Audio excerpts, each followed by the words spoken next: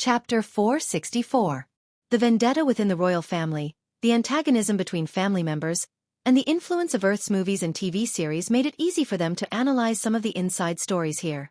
Everyone could see the intentions in each other's eyes. Save them. Superman was worried about leaving Louise in this desolate place. However, neither he nor Diana had the ability to take his girlfriend and fly at high speed while protecting her safety. The big burden was handed over to Thea again, who asked her to have so many tricks up her sleeve.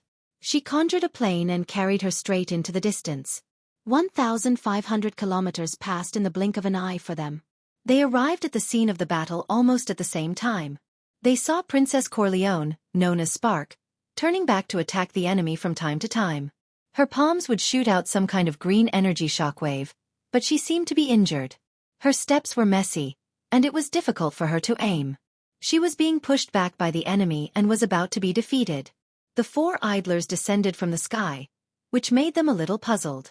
Without supervision and superhearing, they thought this was a deserted planet. They didn't expect to meet intelligent life forms. Thea and Louise sat in the plane. It was yellow, and they couldn't see what it was. Superman and Diana's attire was very conspicuous, especially when Diana was holding a shield and a sword. It automatically made the enemy think of some backward civilization. The leaders looked at each other and sneered. In their hearts, these guys who had descended from the sky were most likely the natives of this planet. They were the kind of primitive people who only had strength but didn't know what technology was. Princess Spark, who was not far away, had the same thought. She hurriedly shouted for the four to run. Although they didn't speak the same language, Superman could still judge from the other party's behavior that the one in front who told them to run was a good person, and the group behind who raised their technological weapons were bad guys. There was nothing to say. Fight. He was already a little angry when a good battle was interrupted. There was no need for him to tolerate this group of ignorant people. However, he still had a sense of propriety. He didn't even use 30% of his true strength. Diana was also unhappy with the way the pursuers looked at her. She also rushed forward unhappily. By the time Thea wanted to help, she discovered that the enemies were already lying on the ground. The two of them played around and defeated all the pursuers. Amidst the wailing sounds, the only one left standing was Princess Starfire. Princess Spark took off her helmet, revealing a head of red hair and orange skin. If one ignored her skin color, this woman could be considered a great beauty according to Earth's aesthetic standards. Thea translated a few sentences, but she soon realized that the princess was too talkative. She was a little annoyed by her repeated questions. Why don't you just learn it yourselves? Using the language function of the light ring, he projected the vocabulary of Tamarin's language in the form of a 3D projection in the air for the two top students to learn on the spot. Superman and Diana looked at each other and seemed to find this very interesting. At the same time, they started to remember. It turned out that Superman's father was far-sighted. The all-rounder Kryptonian's ability was simply unparalleled. Even the scholar-type Kryptonians couldn't learn as fast as him. Tamarin's language, which was much more difficult than Earth's language, was mastered by Superman in less than 30 seconds. Diana relied on Athena's wisdom as a blessing. It didn't mean that she was Athena. Although she was also learning with all her might, she was still slower than Superman by more than 2 minutes. Although he was a little slower, mastering an alien language in 2 minutes still surprised Louise. She felt that the gap between her and Clark was a little too big. Don't tell me you learn things very quickly too? While Superman and Diana went to ask Starfire, she whispered to Thea. Thea was now approachable and seemed to be full of hope. She was a completely different person from the cold and arrogant person she was when she was being interviewed. To be honest, Louise felt that it was easy to deal with her now. Vaguely understanding what she meant, Thea chuckled. I don't have such a strong learning ability. It took me 5 years to go from college to a doctorate. Louise nodded to herself. Although going from college to a doctorate in 5 years was quite an exaggeration, it was still within her acceptable range. Superman didn't finish off the enemies on the ground. Starfire was also a typical righteous person who didn't want to kill her own people. After Superman invited her to stay on Earth temporarily, she thought about it and agreed. With the battle interrupted, the few of them lost interest. Thea directly teleported back home and helped Princess Starfire find a place to stay. Only then did they say goodbye to each other. Is there something you need? Diana asked softly after everyone left. There is something. A guy who I'm not sure if he's a friend or an enemy left me a message. I have to go and help him, Thea said with a gloomy expression. Knowing that she didn't want to go into detail, Diana didn't press her. The two kissed and said, "Come back soon." Thea nodded, put on the yellow light ring, and flew out of the atmosphere. When she came to an uninhabited planet, she opened the communication channel of the yellow light ring. A 3D projection that was as tall as a human appeared. It was Sinisto. After a uniform input of energy, the projection began to speak. "Thea Quinn, when you see this video, I will no longer be in this world. Although working with you isn't pleasant, it won't be annoying." The projection paused for a moment. It seemed that the original owner's emotions were fluctuating while recording this message. "I don't know who will do this to me. Is it the Guardians, Hal Jordan, or someone from the Yellow Light Corps? Everything is unknown. I've experienced glory and was once the center of attention. I was the kind of hero that the Green Lights thought of. Now, I'm considered a traitor, a tyrant. These are all trivial matters. I only know that I have to protect my home planet, Kaluga. That's a responsibility that's higher than my life. Higher than anything else. The Yellow Lantern Corps is shrouded in fear. When I'm not in this world, their existence will destroy my home planet. Help me. Help me take care of Kruga. From today onwards, the Yellow Lantern Corps will be yours. Arkilo and Lisa Dracker will pledge their loyalty to you. They are elites who can control fear. You have to be careful of Mungo's son. He is a man with great ambition but little talent. My departure will definitely give him an opportunity to take advantage of. I've never been wrong about people. I know you'll help me." After the video ended, Sia snorted in displeasure. Sinisto was asking for help, yet he had put himself on such a high pedestal. He didn't even say a word of thanks from beginning to end. However, he did know Thea very well. She really wouldn't reject such a request that was almost like a dying wish. Strange, if he's no longer in this world, why didn't that part of the yellow light ring return to me? Did it blow up directly, or did someone tamper with it? Her first suspect was the little blue guardians who had lived for hundreds of millions of years. These guys had unfathomable strength. It was hard to say if they were controlling something behind the scenes. Chapter 465. The planet controlled by Jared was not far from Korriga. Thea ordered the official members of the Light Ring, the Dead Man, and Fiora to meet up with her there. She tried to find Sinisto's last traces based on the faint connection she had with the lamp ring. This was the wreckage of a planet. Countless cosmic dust was floating here, and from time to time, there were boulders that could not bear the weight and broke into pieces under the influence of gravity. Thea followed the guidance of the light ring and gradually approached this area. There were still many traces of battle here, and emotional energy was still filling this place. On one side was the green light of courage, and on the other side was the yellow light of fear. The green light was not unfamiliar to her. It was the one that she had worn for a short time, the one that Hal Jordan had inherited from Aubin Sue. The yellow light was even more familiar. It came from the same source as her light ring. It was Sinisto. She looked into the distance and did not see any corpse. When she was about to explore deeper, a figure suddenly flashed not far from her side. The white-haired, blue-skinned guardian wearing a red suit and a white robe was looking at her thoughtfully. Only one? Thea looked around blatantly and found that there was only one guardian in front of her. She put away the teleportation gem in her hand. She nodded slightly and said, "Respected guardian, what alarmed you and made you leave the main planet of OUA that you have guarded for hundreds of millions of years?" "Hello, Earthling, we meet again. You can call me Gantz," the little blue guardian said expressionlessly. It's him? Gantz could be said to be the only guardian who still had feelings. Maybe it was because he was kind by nature, or maybe it was because the ring of the first lantern warrior Huarong was sealed in his body, so his feelings were not completely erased. This guy could be said to be the only guardian left who could be dealt with. Thea followed his advice and said, "Lord Gantz, is there anything I can help you with?" She could not see the depths of their strength on OUA that day. Now that she was a demigod, she finally had some understanding of the strength of these guys.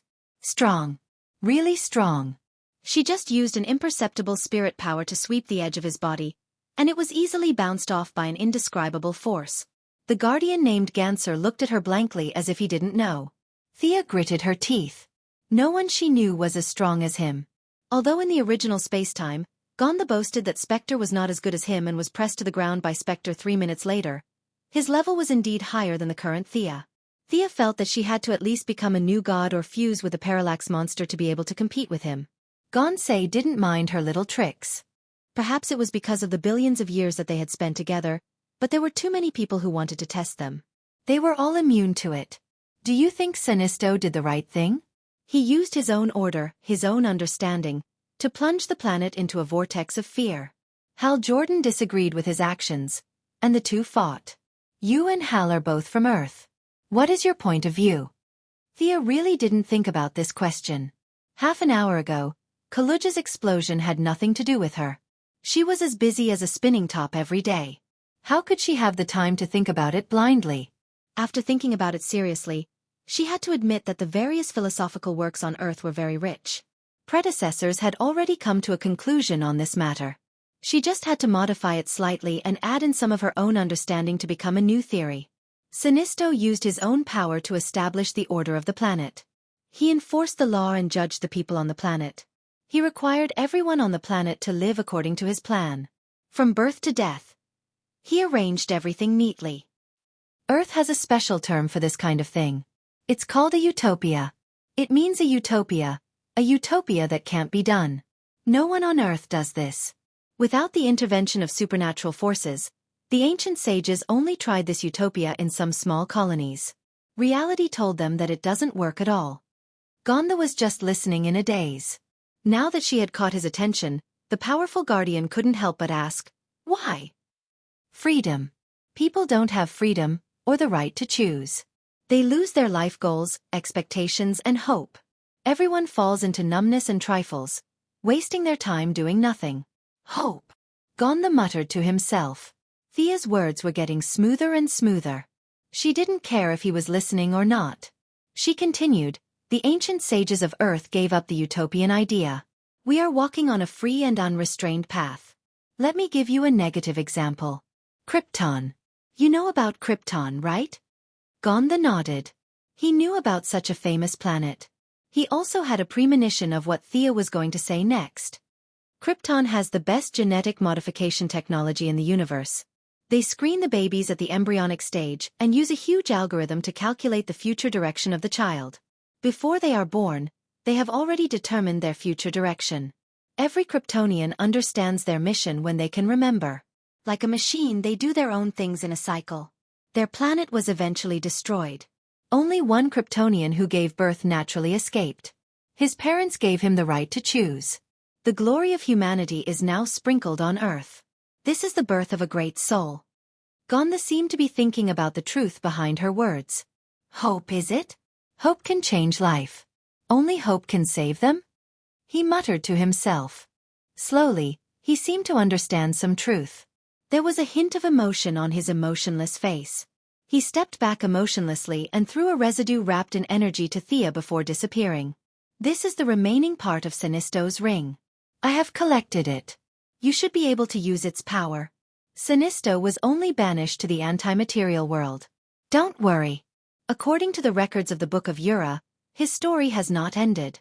Take care, Earthlings with ideas. We will meet again. It was not until this person disappeared without a trace that Sia looked at the ball of energy. She was not worried about Sinisto. This old man first served the Green Lantern, then the Yellow Lantern, then the Green Lantern, and then the Yellow Lantern again. In the records of the Green Lantern history, he seemed to have returned to the Green Lantern for retirement. Sinisto's life had been changing between Green Lantern, Yellow Lantern, and White Lantern for a short period of time. It could be said that his story had just begun. It was not an exaggeration to describe him as having 3 ups and downs. Gonda kept talking about hope. Was this a sign that he was going to establish a Blue Lantern? Thea shrank her neck. In all honesty, she was just talking nonsense.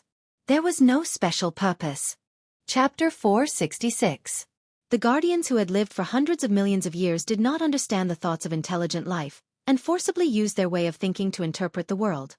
It could be said that 70% of the major events in the universe were created by these little blue people according to their own ideas. Day did not understand the darkness of night. Different levels of life had different ideas and heights. Thea did not know what she said that resonated with Gonda so much.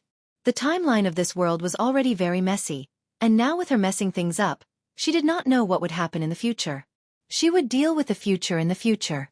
She urgently needed to deal with the remnant of the lamp ring in her hand. She found a cave on a nearby planet and began to examine it carefully.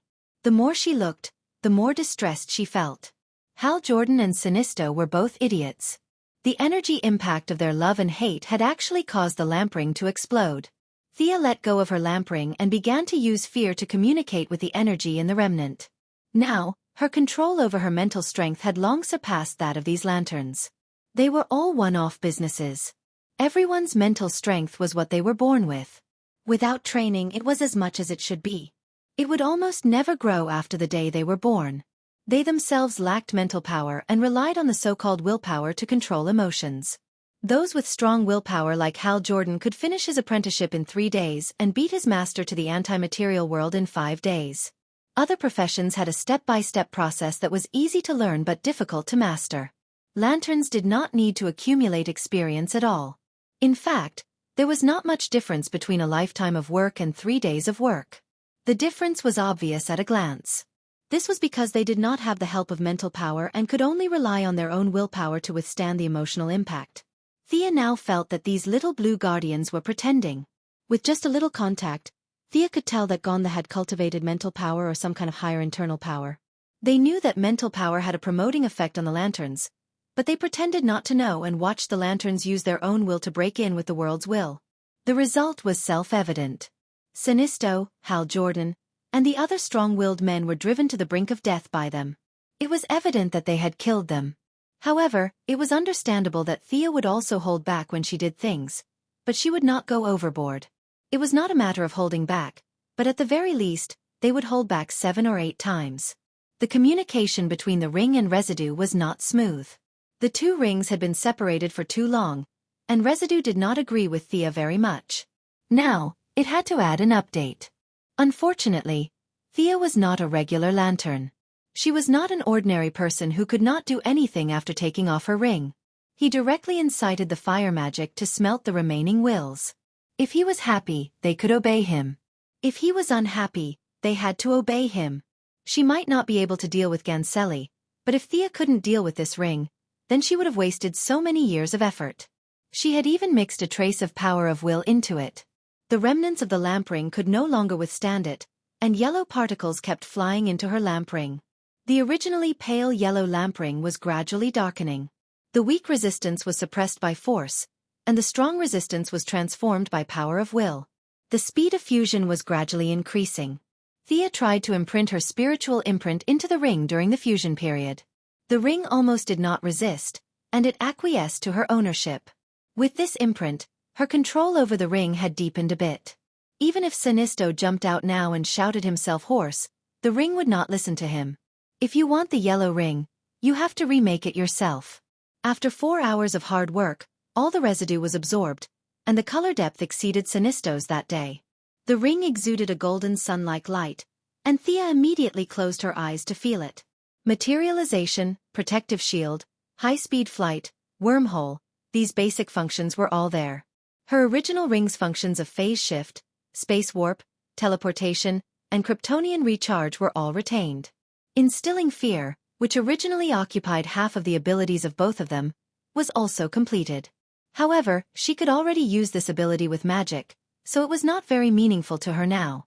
Energy twin, environment playback, invisibility, light refraction, cell regeneration, energy absorption, and other functions were all retained.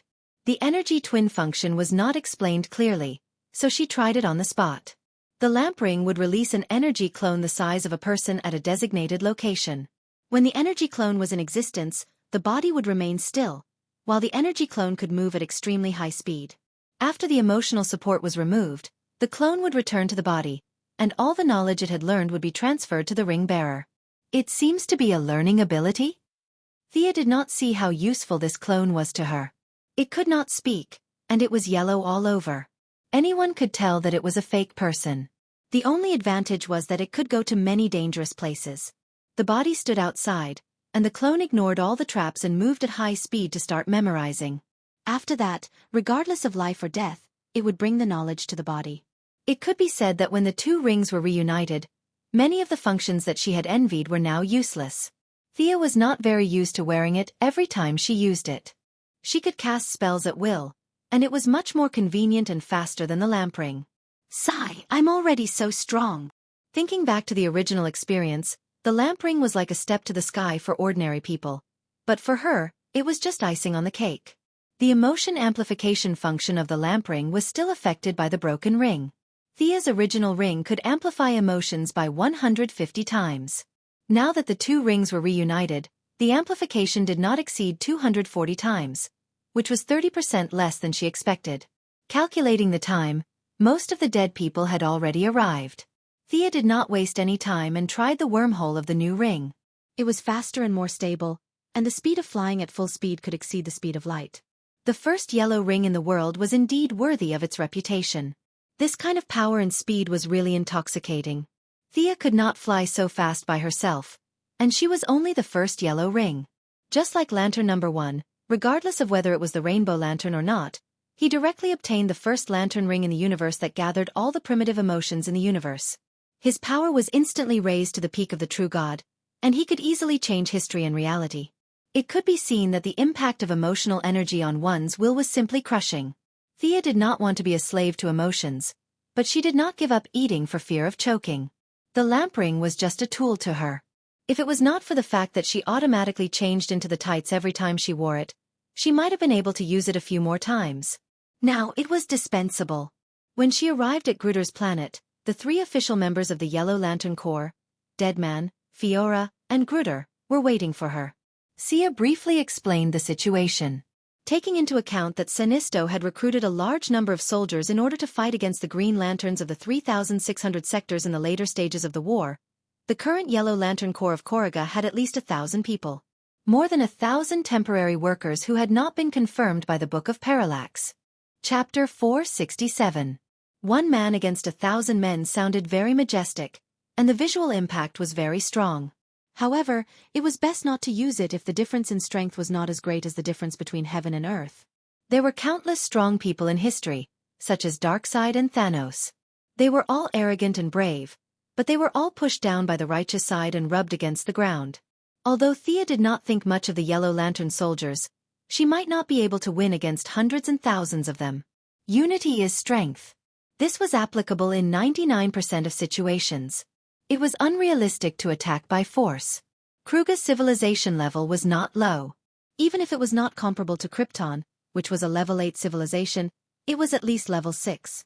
Unlike Earth, where aliens could come and go as they pleased, it was like a market. Kruga had a defense system. Although there was a large population on Kruga, their civilization level was only slightly higher than the natives. Space warships were out of the question. Fiora had gathered some neutral mercenaries in the universe and had a few warships, but the character of the mercenaries was hard to predict.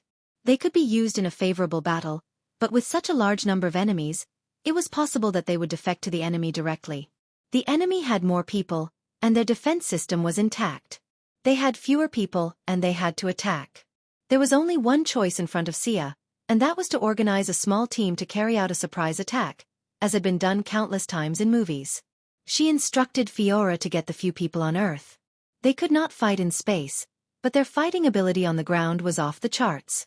She began to contact Sinisto supporters in Kruga. The more guides there were, the better. The first person she contacted was Lisa Draka, who claimed to have a certain precognitive ability. Unfortunately, she could not get through. She also knew Akiro, who was mentioned by Sinisto. He was a tall and burly blue-skinned alien. He was the training officer of the Yellow Lantern Corps. Akiro had once gone to Earth alone to gain Thea's approval. He was loyal and honest. Although he was a barbaric guy, Thea had a good impression of him. Unfortunately, she could not contact this guy either. Needless to say, it must be because of Sinisto's disappearance. His ambitious subordinates had defeated his loyal subordinates. She could not contact the members of the Light Ring. Fortunately, she had other means to contact others. Asona, can you hear me? Telescopic vision, supervision, imaging technique, and the light refraction and projection function of the Light Ring. Spells, abilities, and the 3 abilities of the Light Ring were integrated together and began to communicate across light years. Who? The purple alien woman on the other side of the camera was a bit surprised. She stared at the water curtain that suddenly appeared in front of her and asked tentatively, "Thank God you're still alive. I'm Thea, remember? I'm Sinisto's." Thea thought for a long time. Was she related to Sinisto? It was almost unrelated. "I'm Sinisto's colleague. We've met once before." Thea could not think of anything good to say, so she could only give a vague answer. The purple alien woman nodded calmly. "I have a deep impression of you. Sinisto complained many times that you took away his supreme power." Thea almost vomited blood. She knew that Sinisto had said something bad about her behind her back. Although this woman was not a member of the Light Ring, she was the highest commander of the Korriga Defense Force. At the same time, she was also Sinisto's lover after his wife died. The two must have talked about her after they did something indescribable. That was why this woman had a deep impression of her. Having an impression was better than not having one. "How's the situation in Korriga? Sinisto left me a message. Is there anything I can help you with?" The purple woman, Asona, said stiffly. "Korriga does not need another dictator. Sinisto betrayed his people and betrayed me. Korriga does not need any lanterns, green or yellow. We don't need any." After that, she threw something that looked like a weapon at the water curtain. However, it was useless. Thea's water curtain was invisible. If she did not cancel it, no one could do anything about it. After throwing things for a long time, Asona threw a tantrum and looked at the water curtain with a serious face. "What do you want?" "I want to fulfill a promise. Or rather, help Sinisto get rid of his Yellow Lantern Corps and liberate Korriga." "And after that?" "After that?" Thea thought for a while. "The unqualified Light Ring members will be stripped of their rings and sent back to where they came from. I'll take the rest with me. In the future, Earth would be the center of the universe. Other than Sinisto, no one would care about a planet like Korriga." This answer was out of Asona's expectations. She was a very decisive woman. "What do you need me to do?" "Help me find a secret room. I want to take the team directly to Korriga." As the person in charge of the planet's military force, Asona immediately thought of a few words. She did not know that Thea did not have enough manpower. She only thought that the other party was not going to launch a large-scale attack. This was very much in line with her intentions. Asona agreed without hesitation. Before ending the call, Thea told her, "Collect information about the Corps. See you later." After that, she began to set up a long-distance teleportation circle. The Light Ring's foundation had increased greatly, so there was no need to abandon it. At the same time, she was also worried that Asona would do something bad to them. The teleportation circle was reinforced with magic and emotional energy at the same time. It could last for a long time and the channel was stable. Without a specific method, even a nuclear bomb could not destroy it. The few people from Earth quickly arrived. The somewhat awkward electric lady still put on her imitation light ring. The suggestion spell was constantly affecting her. Death Knell and Poison Ivy were fine, but this was the first time Father Midnight had come to an alien planet. Especially when he saw many primitive natives carrying the chubby Gruder to meet up with them. He was even more surprised. "Is this guy also my companion?" Fiora stood alone beside Thea and watched her make the teleportation circle. Death Knell and Father Midnight came from a mixed background, so they had more in common. After that, Gruder joined their conversation. On the other side, Death Knell was bragging with Poison Ivy and Electric Lady. They also brought some people with them. There were alien subordinates recruited by Fiora and native warriors controlled by Gruder. Death Knell also brought more than 100 elite soldiers and his daughter, Rose Wilson, who was also a powerful warrior. Another thing that caught Thea's attention was that Death Knell had recruited a psychic. She was an earth lady who could control soil and rocks. However, she was too young to be used as the main force. As for her subordinates, she did not think too much. Those who could catch her eye were all powerful people. It was normal for them to want to develop their forces. Just like what she said to Gandha, there was only motivation when there was hope. Chapter 468. Each of them had about 500 subordinates. In order to allow some of the bigger guys, such as Grud, to pass through, Sia had increased the height and width of both sides by a lot. From afar, it looked like a miniature version of the Dark Portal. This portal was also an experiment for herself. She gathered emotional energy into her magic power, and the materialized materials were connected with magic power. At the intersection of magic power, the portal would appear for protection. Traditionally, the materialization of a lantern would dissipate immediately without emotional energy. Thea first inputted some of her emotions and then wrapped the portal with magic power. Even without her support, the portal could still last for half a day. Everyone, let's go! Don't move the natives. Kill anyone wearing a yellow coat who attacks us. Thea carefully checked the coordinates and then turned back to order. According to the plan, the dead would go first. Even if Athona changed, he would be able to possess her and control her. Then, it would be Fiora and her subordinates. The shrewd female adjutant was capable of fighting and carrying and could deal with any situation. Then, it would be the warriors from Earth and Grud. Thea looked at the last to make sure there were no mistakes. Then, she stepped into the portal. On the other side, the battle scene did not appear. It seemed that Athona was a very trustworthy person. Thea walked out of the crowd. Although she did not like the clothes, she was here to take over the army today. She still changed into the somewhat shameful tight combat suit. What's the situation now? Thea asked Athona, who was also fully armed. The defense of this planet was too comprehensive. The interference of metal and various electromagnetic interference were affecting her supervision. She wanted to find the central power source of the yellow lights, but she could not find it even after looking for a long time. This close friend of Sinisto looked at Thea's yellow combat suit.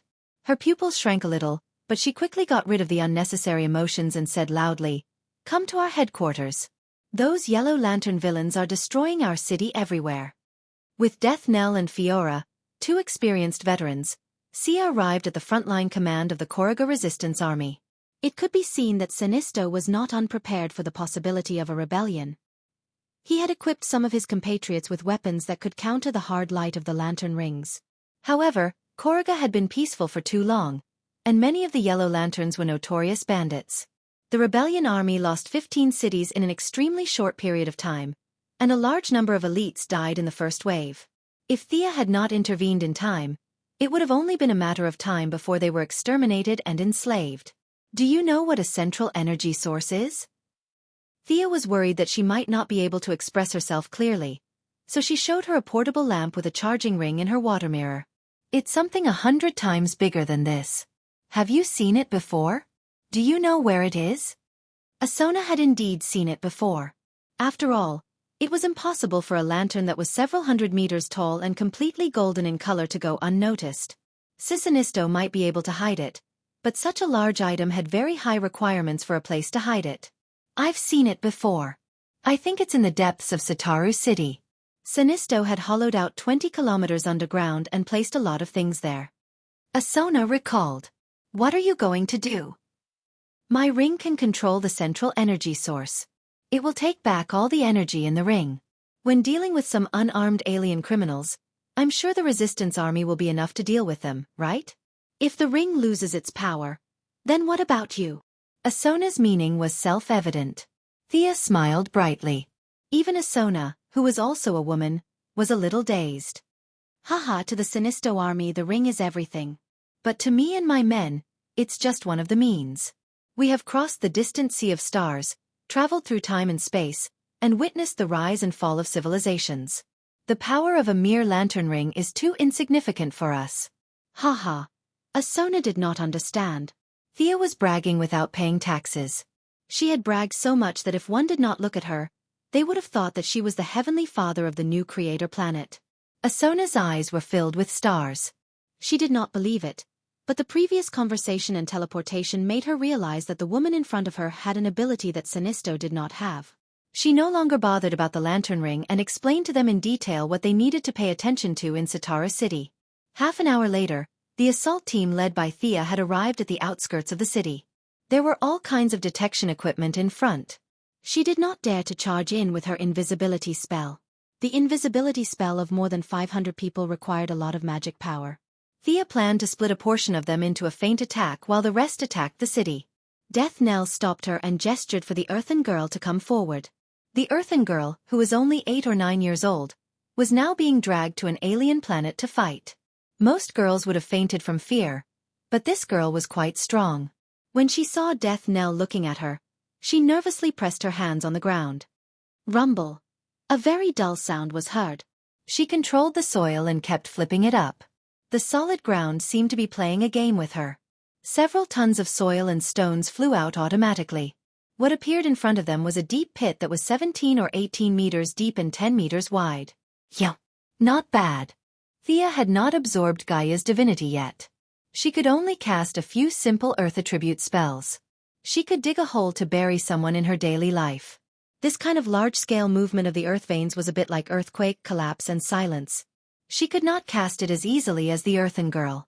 If they could dig into the ground silently, it would save them a lot of trouble. Using her X-ray vision, she saw that it was not too far from Sinisto's underground base. It was less than 2,000 meters away. The little girl is not bad. This will help her recover her strength. Tell her to dig the hole diagonally below the spot I indicated. This little girl was too young and was not worth her time. She would need at least 5 or 6 years to grow up. That was too long. Thea threw Death Knell a gemstone that could recover his strength. It was better for him to give orders to his subordinates. Death Knell was very excited. As Thea had more and more talented subordinates, his importance was declining. He urgently needed to prove his worth, so he was determined to bring the 9-year-old earthen girl out. Okay. Death Knell nodded heavily at the earthen girl. Because of her ability, she was treated as an oddball in the village. If Death Knell had not saved her, she would have been burned to death by the villagers. Seeing Death Knell's signal, just like a manga character, he was filled with motivation as he desperately needed recognition. His eyes shone brightly, and his psionic ability was fully activated. Following Sia's mark, he dug deeper. The young lady did not feel guilty about hiring a child as she constantly controlled the earthen girl. 10 degrees to the left. A little more. Chapter 469. After 10 minutes of hard work, a tunnel that was 1,000 meters deep and 10 meters wide was opened. The Stone Lady's ability consumed her mental strength and stamina. Her stamina was replenished by the technological potions, and Thea helped her activate part of her mental strength. Considering that she was still young, she did not spoil her growth and only improved her mental strength a little. After checking the bottom of the tunnel and confirming that there were no traps, Thea led the 500-strong tomb raiding team into the underground palace. No, Sinisto's Bat Cave. They did not see any traps along the way, but they encountered a lot of security devices. The disadvantage of having too many people was unavoidable. One of the mercenaries accidentally stepped on a trap, and the wall immediately rang with a rapid alarm. Forget it, let's go to the southwest. Thea could only see that the direction was blocked by her X-ray vision. The central power source must be there. On one hand, she contacted Asona to launch a ground attack to attract some of the enemies. On the other hand, she cast a large area of effect haste on the tomb raiding team to start a race against the enemies. The team rushed for 4 or 5 minutes before they were stopped by a group of Yellow Lantern Corps at a crossroad. It could be seen that the enemy had gathered in a hurry, and there were less than 100 of them. The Sludge, whose body was made of corrosive liquid, was also in the team. It was one of the few official members of the Yellow Lantern Corps that Thea had seen. It could borrow the ability of the corpse wrapped in liquid when it was alive. It was difficult to judge this guy by the human sense of good and evil because it was not even a living creature. It was even more out of the question whether it was a traitor or not.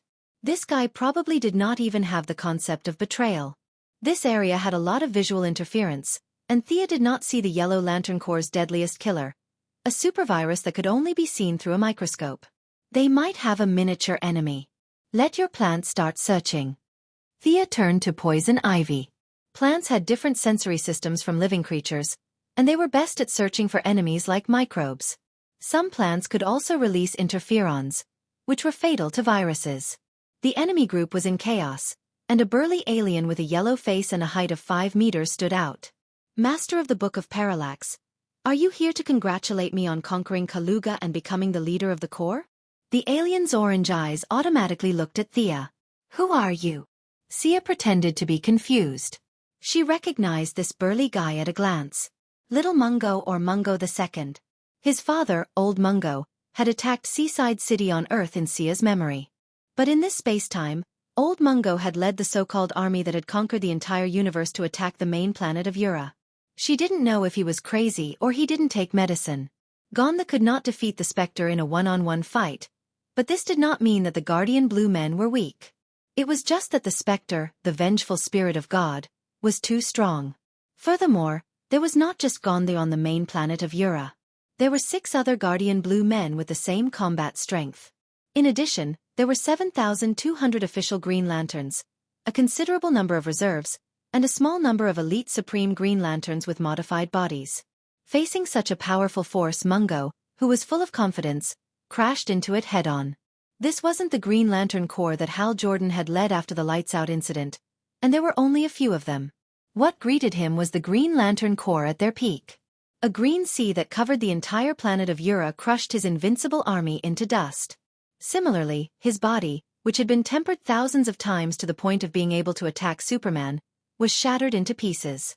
The result of tens of thousands of people attacking him was that his head was sent to Ura's showroom. Sinisto had taken in his son, who was now standing in front of Thea. It had to be said that his genes and physique were indeed extraordinary. When others wore one light ring, he might feel that the effect was not strong enough, but he wore 4 rings of the same attribute. A normal person would need a strong willpower to wear one ring. Just like Thea, wearing different colored rings required different emotions. It was different from this person who wore 4 rings.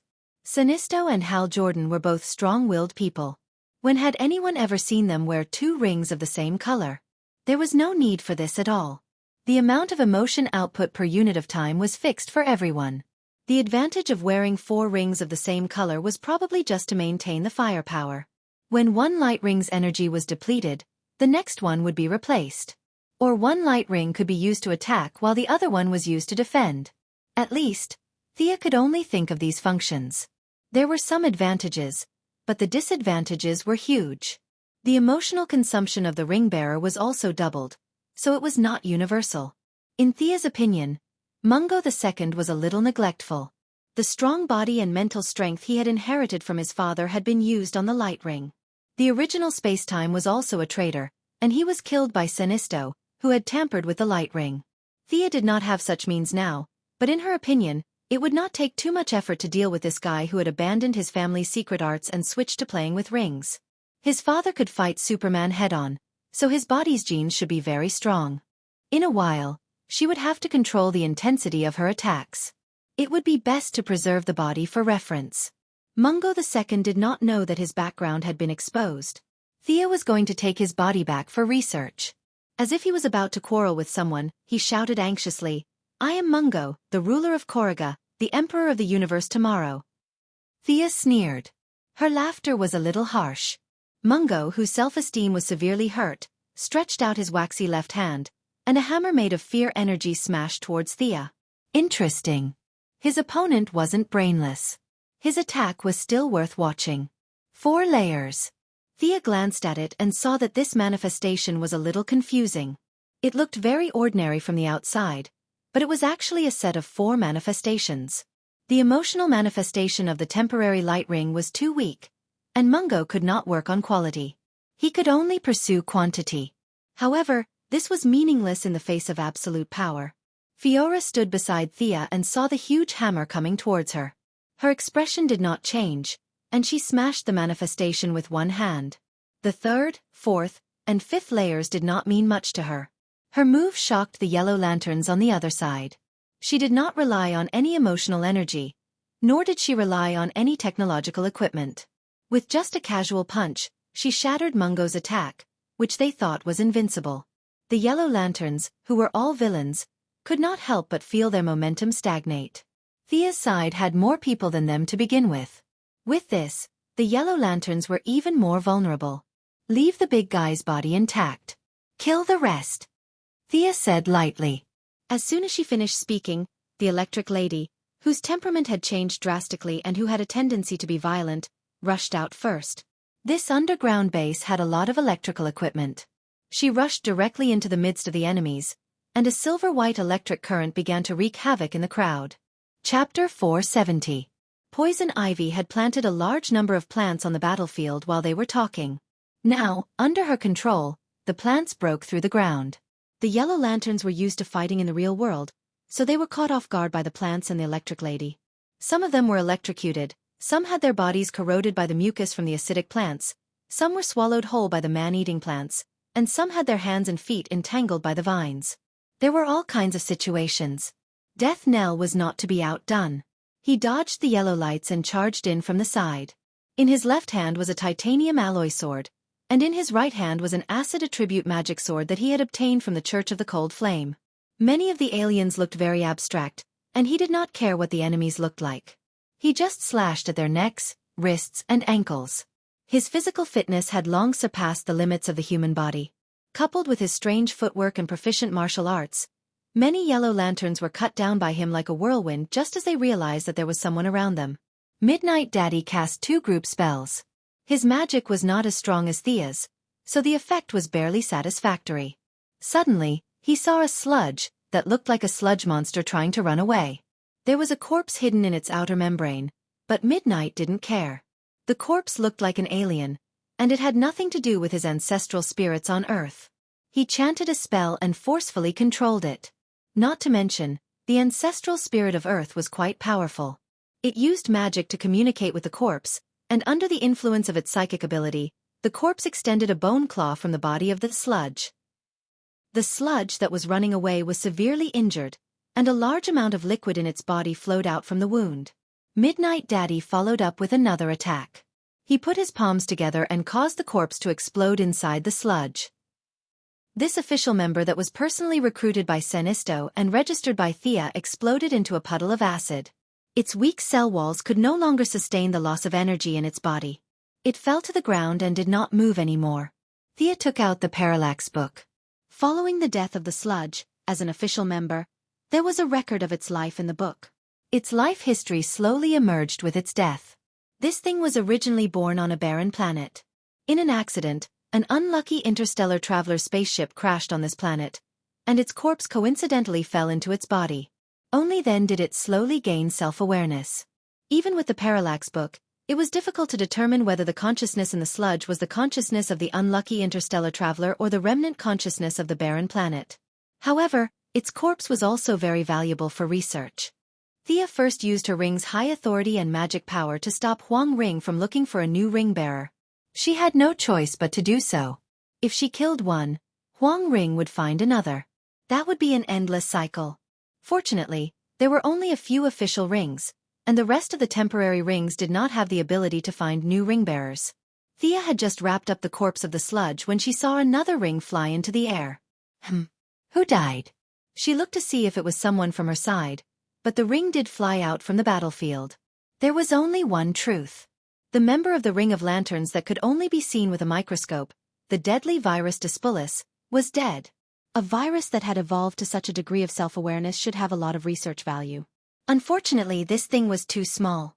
Who knew what equipment Senisto had installed underground? Thea's supervision could not be used at all. She stared for a long time but could not find the guy's corpse. The most important question was, the sludge was killed by Midnight Daddy. Who killed this thing? It could not have been trampled to death, right?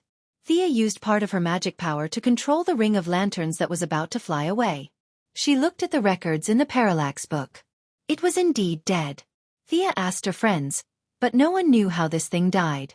Maybe it was killed by the plant's enhanced interferon? The botanist, Poison Ivy, put forward her opinion at the right time. Thea searched everywhere but to no avail. She could only agree with this theory. In fact, she was more inclined to think that this guy was knocked out by the interferon and then was trampled to death by a guy with a big foot in the battle. The two sides were fighting in full swing. She could not stop them. They all raised their feet and let her look for the cockroach. She sighed slightly. There were so many viruses in the universe. It was not easy to evolve one with self-awareness. Was it easy? It was such a pity that he died without being able to display any value. The situation on the battlefield was one-sided. The most eye-catching one was the Lightning Lady. It was hard not to notice her from the sound and light effects.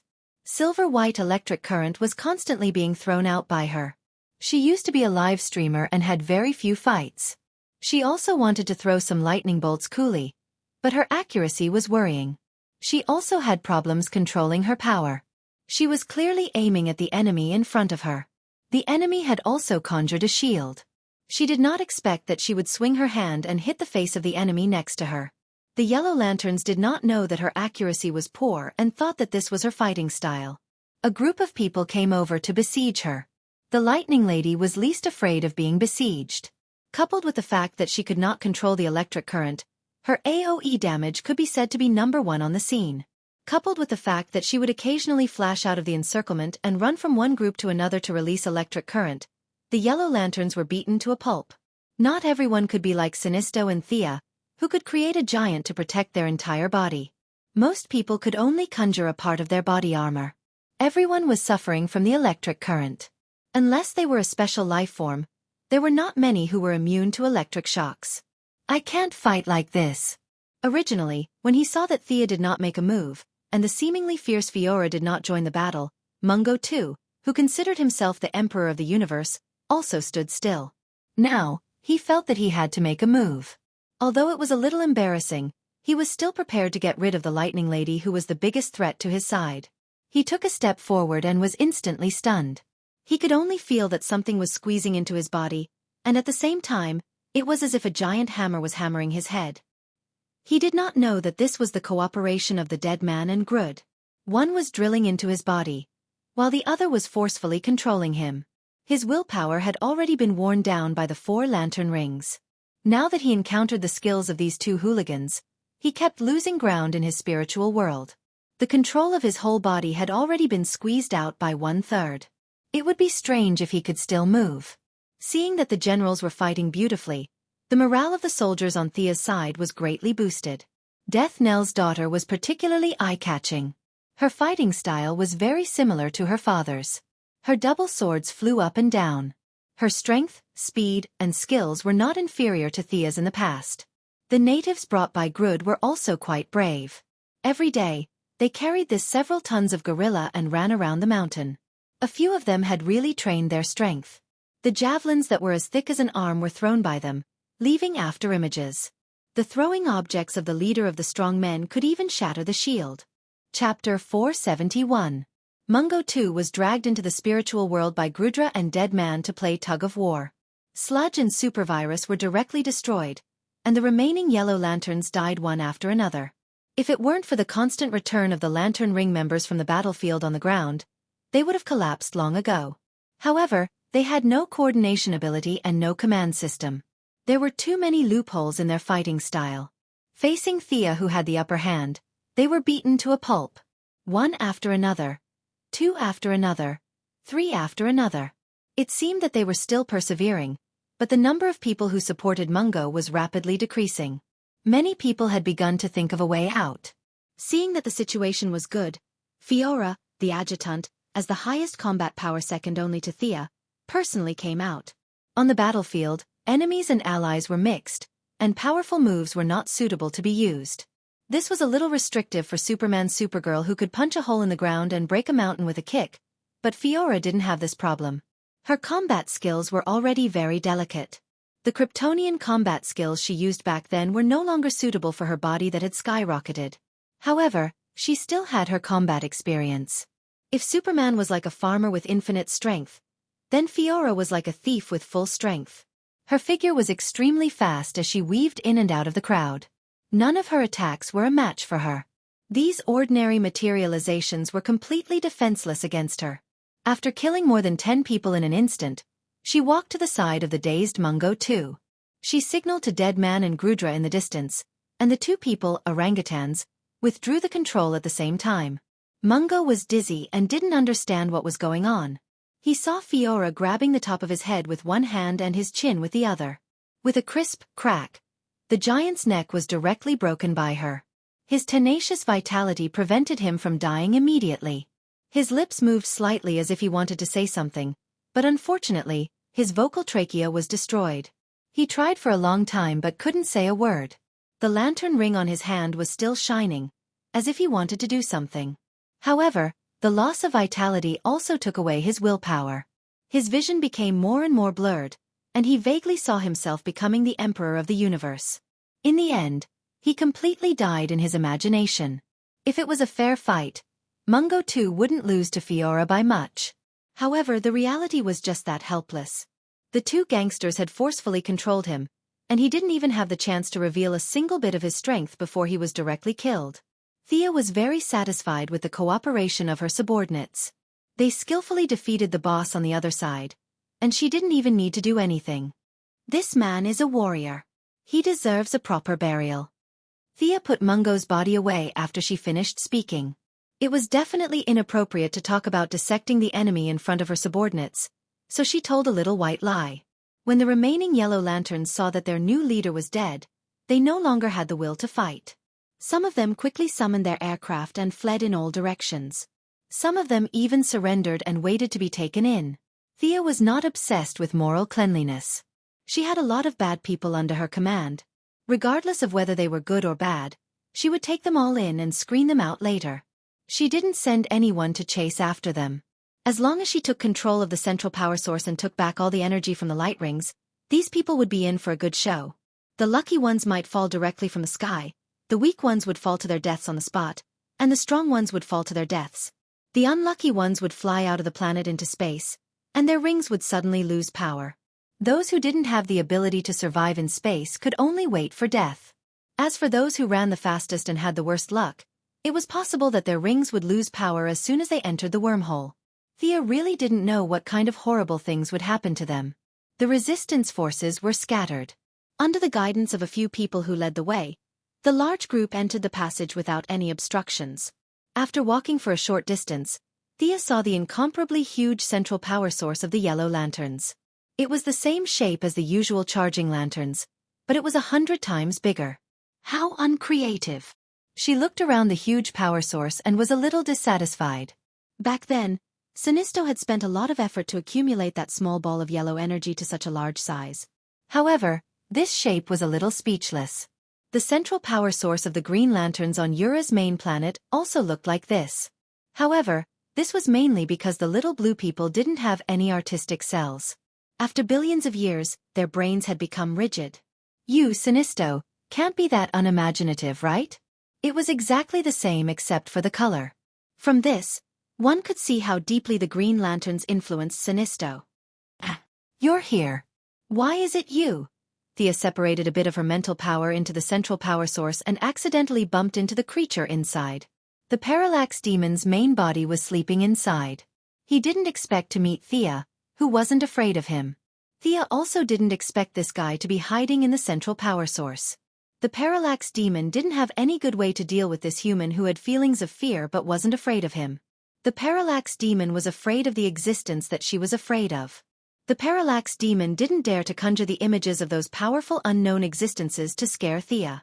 A very strange paradox made him feel a little helpless, and he could also see that the strength of Thea's spiritual power was much stronger than before, and there was a huge difference between her and a mortal like Sinisto.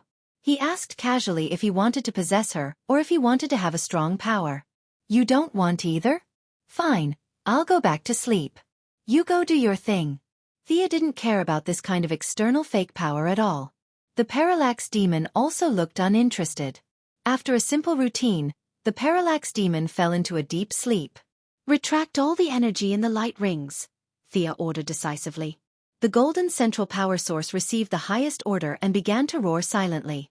The entire planet could see yellow light gathering there. The light rings on the scene didn't differentiate between friend and foe. Except for Thea's own ring, all the energy returned to the main power source.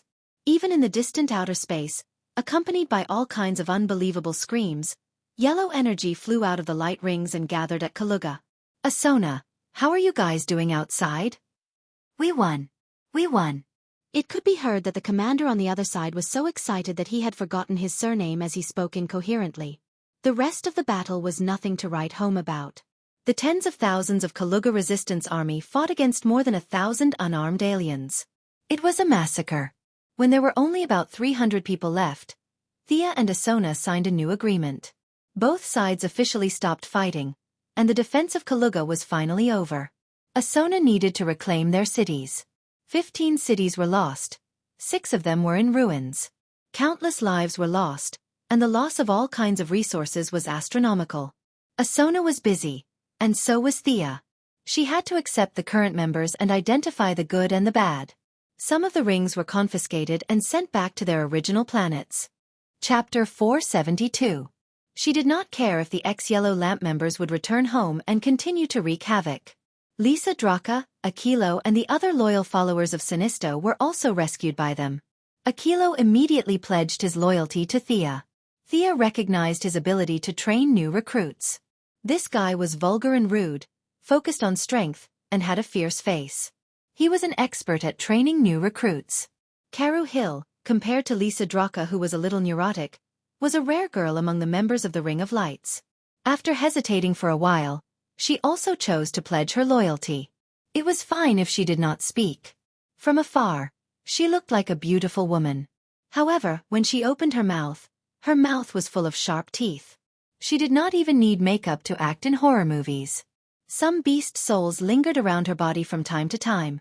Even if she did not use the Ring of Lights, she could still be considered a psychic. Lisa Draka and the antimatter weapon master that Thea could not see through were left. The two of them wanted to find Sinisto. They did not have any conflict of interest with Thea. In the original time, Sinisto wanted to come back to save the people and quickly walk out of the shadow of failure. Now, he might not have such great determination. Thea did not make it difficult for them. Too many elders in the army were not conducive to her control. It was also a good thing that the two of them wanted to leave. She helped them recharge the rings and politely sent them out of Koruga. All the ownerless Ring of Lights on the battlefield were collected. There was no need for more than 3,000 Yellow Lamp members. Sinisto's initial selection criteria was to control fear.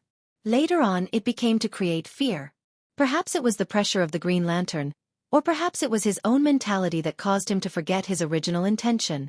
He began to wantonly recruit villains and villains. The elite atmosphere of the entire army was destroyed by him. Did those who controlled fear have to be bad? Just look at Batman. Sinisto had led the entire army astray. Thousands of temporary Ring of Lights were directly thrown back into the central power source.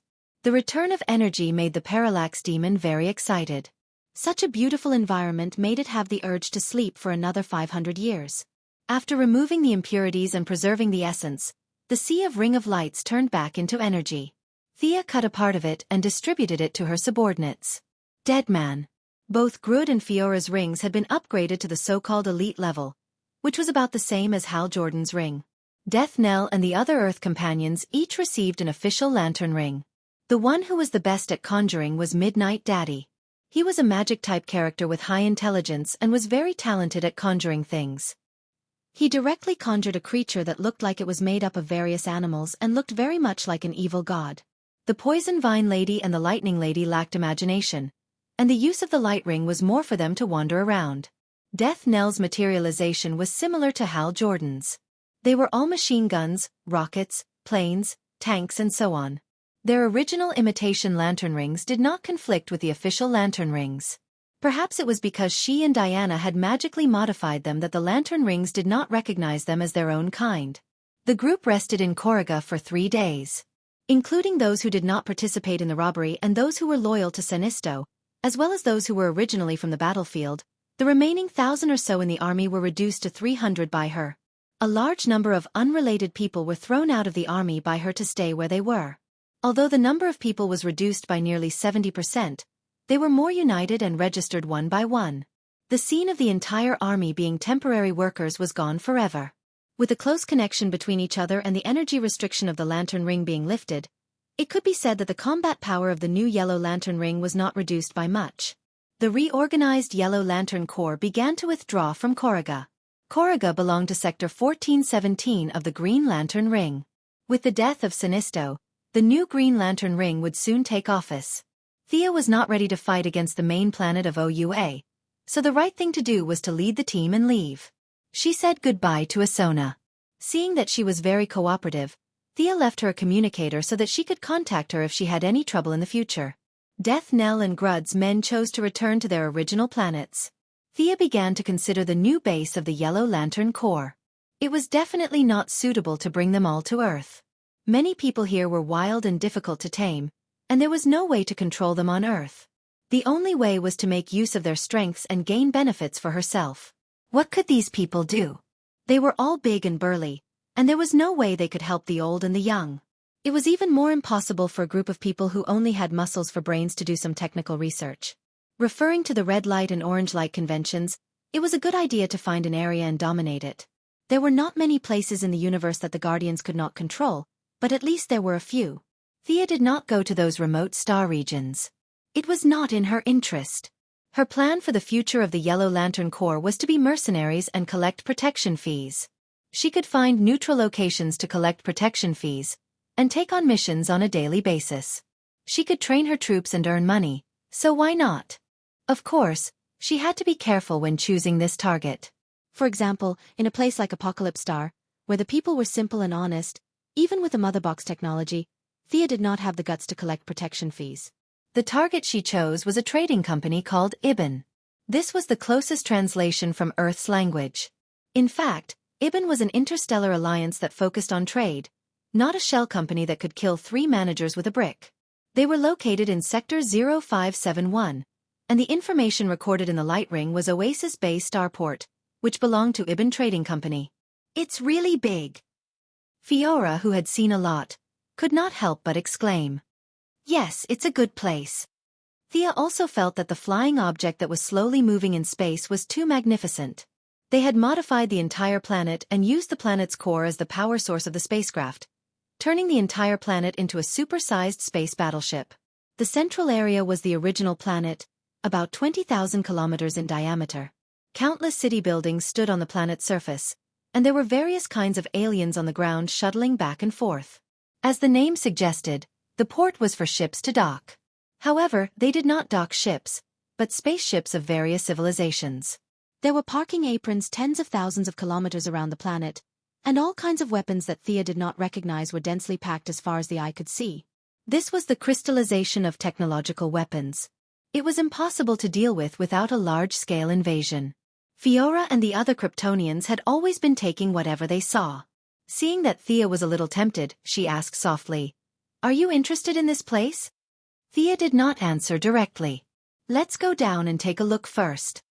Most aliens came in spaceships, and it was rare to see a uniform like them flying through the wormhole. The person in charge of the port was very knowledgeable. He knew about the Green Lantern Corps, but he had never seen these people in yellow before. However, he did not want to offend them, so he still welcomed them. "Welcome, friends from afar. I am the ambassador of Ibn Trading Company in Oasis Bay Starport." An alien creature that was not much bigger than a squirrel came in front of them in a spaceship. His tone was friendly, but the 2 rows of robots standing behind him did not look very friendly. Chapter 473. Of course, Thea couldn't say that they were here to collect some protection fees. Now that they saw that their spaceship was very good and impressive, they were fated to be with them. They planned to take it by force and use it as their base in the future. She pretended to be harmless and chatted with the squirrel-like ambassador for a while. She realized that they could communicate and the squirrel-like ambassador wouldn't violate the port's neutrality principle. There were tens of thousands of aliens coming and going here every day. Some had good tempers and some had bad tempers. He didn't have time to meddle in other people's business. After explaining a few things to take note of in a friendly manner, he left with his people. The guards seemed to be robots? They should be controlled by the main computer. Fiora kept communicating with Thea in the ring. "Don't worry. Arrange our people, Jared." Thea threw a banana at the head of the gorilla who was looking around. "Understand their organization structure. Control them from the bottom. Be careful and don't make any mistakes. Let the dead cooperate with you. Death Knell, you lead."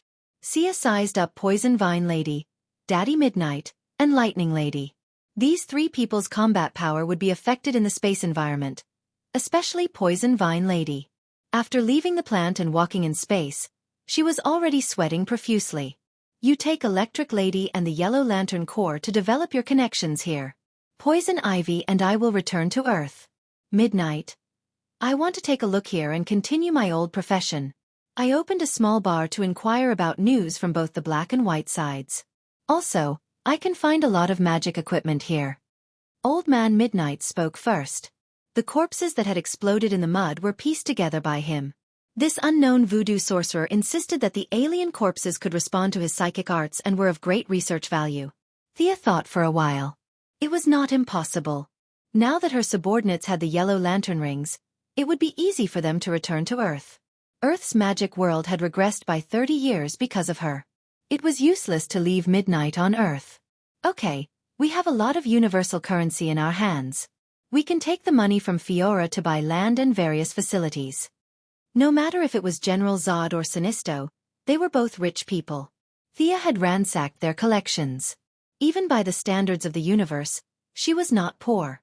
She wanted to slowly take control of the entire army. The entire process required both coercion and enticement. As long as she occupied this lucrative port and this trade alliance, loyalty and cohesion would naturally come. Investigate their main control computer. Brainiac is still a threat, so they won't develop artificial intelligence. At most, they'll use artificial intelligence. They'll create a few robot rebellions, and we'll help him solve the problem. After that, we'll be able to turn the tables. A few of his confidants knew about Gideon and nodded. Everyone split up. None of them were 1 or 2 years old, so they didn't need Thea to guide them step by step. The few people from Earth got rid of their initial fear and found that these aliens were not a big deal. Thea strolled around. Although it was called a port, it was actually a planet. With her supervision, she scanned the surroundings. There were very few residents here. The city was filled with various types of interstellar hunters, robbers, and mercenaries. There was no production of food or machinery. Everything depended on currency. She looked around and was slightly disappointed that there was no high-tech R&D facility like she had imagined. She left a few messages and returned to Earth with Poison Ivy. Thea returned to the metropolis first and found Diana. Only then did she know that Hercules had gone through another round of treatment. His own willpower was now strong enough to kill the tainted consciousness. He stopped after a little treatment. According to his original words to the Martian hunter, he wanted to rely on his own strength to defeat the devil in his heart. Did your business go well? Too well. Thea didn't do anything from the beginning to the end, and the battle was over. The corpse of the supervirus was still not found, even with Croydon's compass. Perhaps the compass didn't know what the supervirus was. She had gained a lot in these 3 days. More than 300 loyal fighters, the corpses of Mungo and Sludge, and many of Sinisto's private collections. The two girls chatted for a while before Thea left the metropolis alone and found a secluded cave. She was going to absorb the divine essence that Gaia had given her. She was already very familiar with the order of changing the magic structure in her body. First, she suppressed the 5 elements in her body and relied on her body's instinct to resonate with the divine essence. If the first time didn't work, she tried twice. If the second time didn't work, she tried thrice. Thea was very confident in her own talent.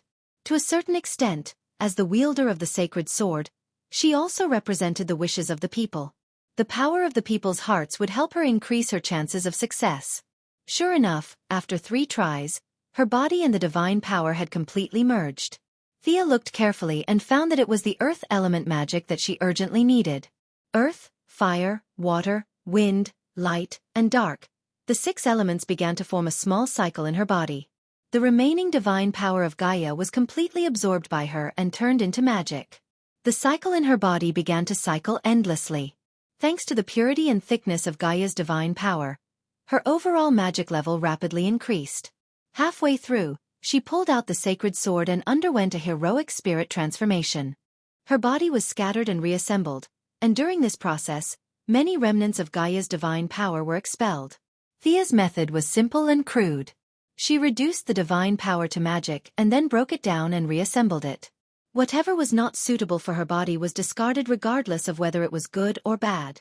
It was only 2 days later that she finished absorbing the magic. She carefully felt the vigorous and resilient magic in her body. This wasn't an external object like the lantern ring. The power in her body was now the purest magic in her body. Perhaps there were powerful existences that could change reality at a higher level and rob her of her power, but those existences were still far from her. Thea had already done what she thought was the best. It seems to be a little more than I expected. After casually casting a few spells, the 6 elements were no longer restricted. The recovery and consumption of magic were also reduced by 30%. This was the benefit of having all 6 elements. At this time, her magic had already recovered to the level before she cut off her doppelganger. The previous problem of her body being stronger than her magic had been solved. Magic had once again returned to the top of her list of abilities. This made her feel quite gratified. Otherwise, it would be really embarrassing to be a mage who swung her fists every day. The increase in magic only guaranteed her future direction and height, but there was no qualitative change in her current combat power. She needed more magic or divine power. Let's not talk about whether she could win or not. The attributes of the gods were too simple, so it wasn't her best choice. Black Adam and Shazam were the two targets that she had never given up on. These two were rare people with balanced attributes. As long as she could obtain the power of either one of them, Thea was confident that she could raise her strength to the peak of the demigod realm. Chapter 474. After becoming a demigod, one would become a new god. As long as one could obtain the source, anyone at the demigod level could become a new god. It didn't have to be at the peak of the demigod level. Thea had never seen a new god before, and she didn't know the difference between a peak demigod and a normal demigod. She could only assume that being at the peak of the demigod level would result in greater achievements in the future. How to obtain the source had troubled her for a long time. If she didn't want to go to the new planet of creation, Revelation Star, and beg the Heavenly Father and Darkseid to accept her, then she could only look for the wild source. Zeus had been searching for it for thousands of years, and Thea's luck couldn't possibly be that good. Thus, she only had one choice left: to find the source behind the Wall of Origins. At first, she wanted to master the 7 emotions, evolve into a white lamp, and enter the Wall of Origins. Behind the wall was a light reservoir, the source of all the emotions in the universe, the life equation, and many of the source that Thea imagined to be hanging on an apple tree. This method was dangerous and uncontrollable. Kyle Rayner could enter after turning into a white lamp. Could she do the same?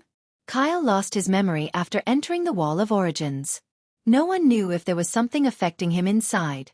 It was even hard to say if the person who came out would be Kyle himself. Thea wasn't a risk-taker. As long as there was a 10% chance of failure, she would be very careful. Fortunately, another method appeared not long after. With the help of the Holy Sword and her new talent, she could use the Holy Sword to communicate with the masses. By paying a huge amount of willpower, she might be able to change the rules and lure the source out from behind the wall.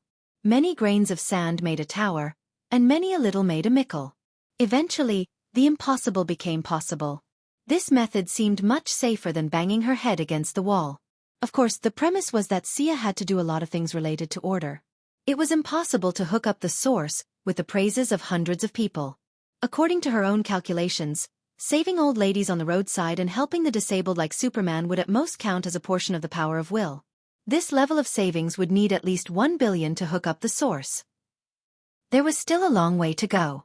It wasn't just the matter of willpower. Black Adam and Shazam were still nowhere to be found. The clones of the little brat Billy Batson had been made quite a number. They could even form a wrestling team. However, old Shazam still needed a few more years to complete his mission. He lived in the subspace, and if he did not come out, no one could enter. Billy was quite easy to deal with. All he had to do was seal his mouth and have the clone with the voice most similar to his shout, Shazam. After obtaining the power, he could gift it to Thea. That's right, it was a direct gift. There was no need for any ceremony or sacrifice. It was safe and fast, and there would be no trouble in the future.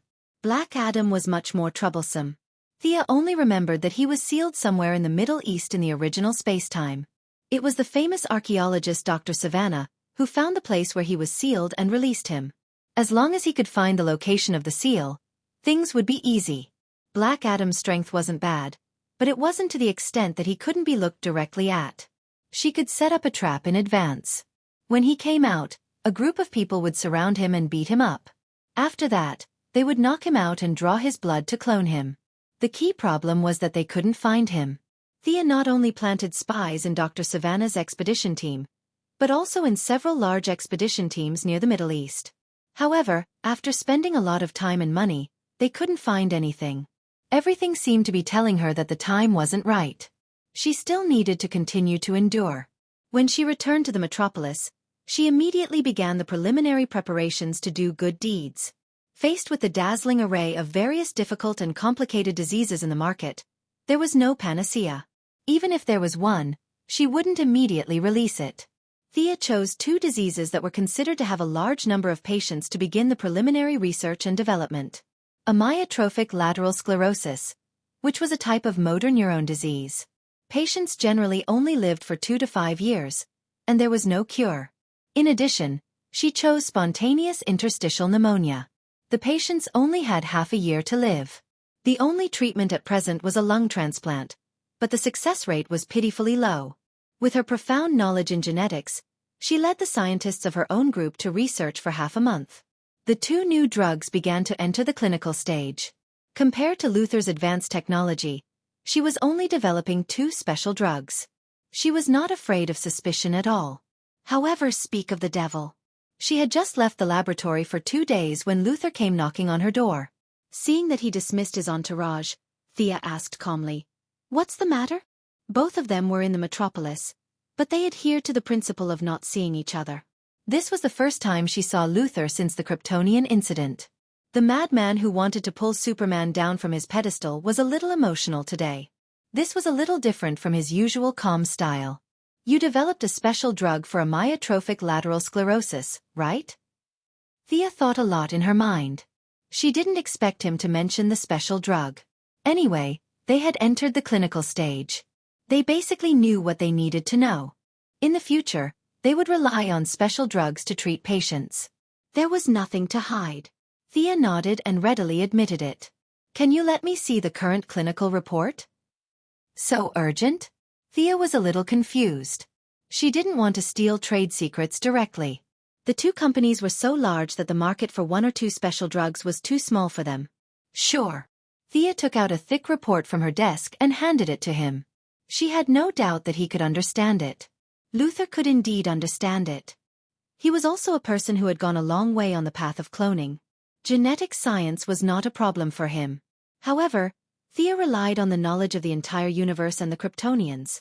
He had to rely on self-study, so there would definitely be blind spots that he missed. He read the first few pages of the disease introduction very quickly. He only paid attention to the treatment process and results later. Thea was busy with her work. Luther could read freely. However, it was impossible for Thea to serve him tea and give up her seat. The room was extremely quiet. Only the rustling of Thea's writing and the rustling of Luther's paper could be heard. "My sister has the same disease." Luther finished reading the report and let out a long sigh. He seemed to be talking to himself. "Lena Luther?" Thea was a little surprised. The well-behaved little girl was still holding the shares of her new company. They hadn't seen each other for a long time. "Yes, it's been a year. I also want to develop a new drug, but I haven't been sure." "Your drug? Are you sure there won't be any side effects?" Thea smiled. "It's rare to see you so worried. Of course I have my own confidence. You've seen the experiment report. I don't need to explain too much to you." Luther suppressed his excitement and said, "Good," 3 times in a row. He didn't talk nonsense and directly opened the door to leave Quinn Merlin Group. Chapter 475. Thea did not intend to use such a special drug to suppress Luther.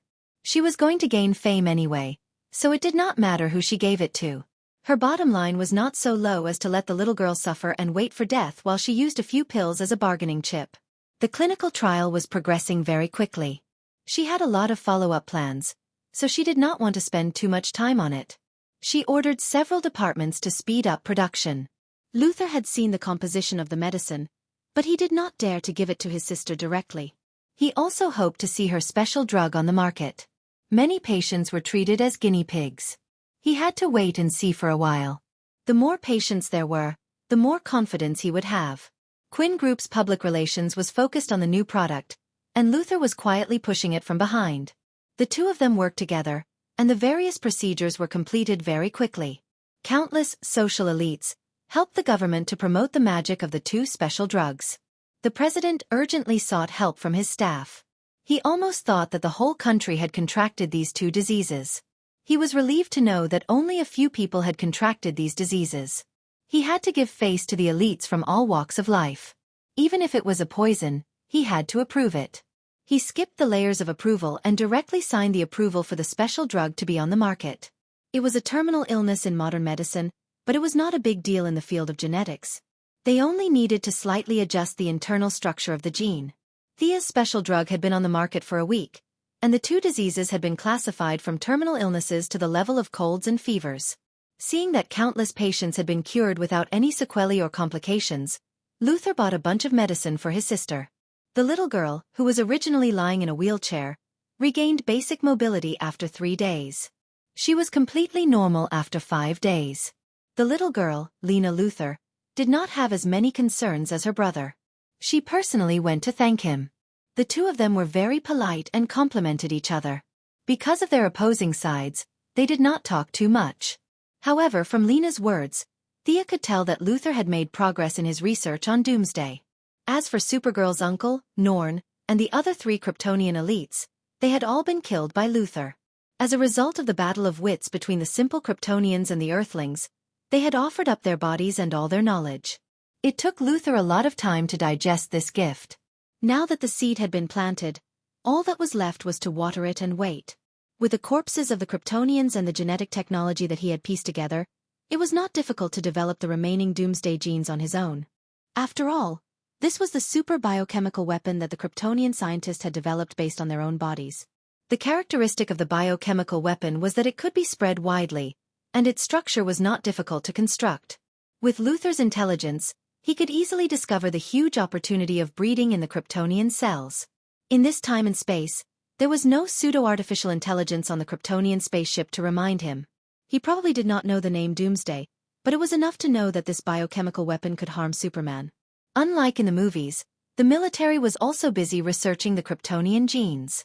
They did not have Luthor's high intelligence, but they had the geographical advantage. When General Zod's spaceship was broken into 3 pieces, they collected the wreckage and reverse-engineered it.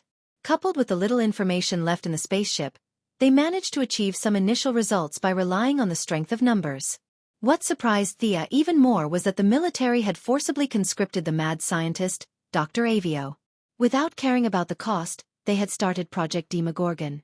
A large amount of manpower and material resources had been poured into this project. It could be said that they had carried the spirit of seeking death to the extreme. Thea could stop Luthor, but the military was more troublesome. These people were stubborn. Only when they saw the power of Doomsday would they be able to extinguish the fantasy in their hearts. Thea's plan was to sit back and watch Doomsday cause a ruckus. Then, she would come out and clean up the mess. She wasn't the one who planned this, nor was she the one who supported it. No matter how she looked at it, she had nothing to do with Doomsday. The scales of order would only reward her for bravely jumping out at the crucial moment, and would not blame her for it. However, she was not going to just sit around and wait. Some basic preparations still had to be done. She had collected a lot of kryptonite in the early stages. It was more than enough to make a few weapons. However, she did not completely trust her memory. Reality had changed too much. If she did things according to her fixed thinking, it would be troublesome. She began to carefully study Doomsday's cells. She had done so several times. She could not understand why Doomsday, who resembled the holy warrior of the DC world, could not use the same move twice. It should be known that Doomsday was able to withstand Darkseid's Omega Ray in the later stages. Omega Ray represented the source. Doomsday's body could evolve without limit. Every time he was killed, he would be immune to the previous fatal damage when he was resurrected. This ability was not something his body possessed. It was provided by the continuous evolution of his cells. Sia's research showed that each of its cells was actually a tiny individual. Doomsday was more like a collection of wills. Its body relied on a special kind of energy to pile up all its cells, forming a powerful individual that the world saw. From the looks of his cells, did this guy have a soul? On the surface, he did not have a soul in the traditional sense. However, the collective will formed by the many cell wills was extremely chaotic. This made him immune to most control magic in the world. Thea tried to duplicate a few of his cells. She found that they fused very quickly. However, they devoured each other to evolve. The madness revealed by this made her a little scared. This was not a creature that should exist in this world. The Kryptonian scientists had not come up with a countermeasure for tens of thousands of years. She also did not plan to destroy it in the path of science. The advantage of having all 6 elements was that Thea could cast any spells. She could even cast some more powerful combination spells. The cell's ability to absorb the 4 elements was top-notch. They hated the light element, and did not like the dark element either. Thea experimented with both light and dark spells. Finally, she found a spell that worked. It was aging, a spell that combined the dark element, wind element, and water element. The vitality of the cells affected by the spell decreased visibly. In order to resist the spell, The cells would release all the vitality in the cells in an instant. For a short period of time, the vitality of the cells would be boosted. After that, the output of magic would increase, and the cells would quickly die due to exhaustion. After experimenting with a few spells, she also tested the power of emotion. The emotion of fear was the same as the will of death and destruction in the cells.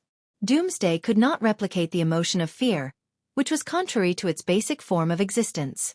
However, fear could not do anything to it. Chapter 476. The last test was the Holy Sword. In theory, the crystallization of the will of all living beings could kill Doomsday. Thea tested it 3 times in a row. Even the reborn cells of Doomsday could not figure out the principle of the Holy Sword. It could not be simulated or replicated at all. The only drawback was that the Holy Sword would consume too much power to deal with the crazy will, and it could not kill it completely. Thea felt that Doomsday probably had something similar to the Source in it. It symbolized the idea of destruction in the universe. As long as this behavior existed, it would never die. The Holy Sword was the last step. If the kryptonite failed to kill it, Thea thought of a safe way to seal it. This was the traditional method summed up by countless heroes in the process of dealing with the great demon. The space technology of the Kryptonians was not top-notch. Hundreds of people could escape from their so-called shadow area if they were slightly affected by the energy waves. Thea just looked at it and gave up. The infiltration of the neutral port in the oasis was still going on secretly, but it was not a problem to buy a few high-tech cages at a high price. Fiora sent her 3 different types of sealing devices in a day.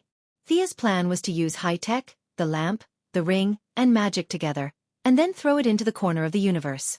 Originally, the Wall of Origin was a good choice, but she was afraid that it would cause other unforeseen events.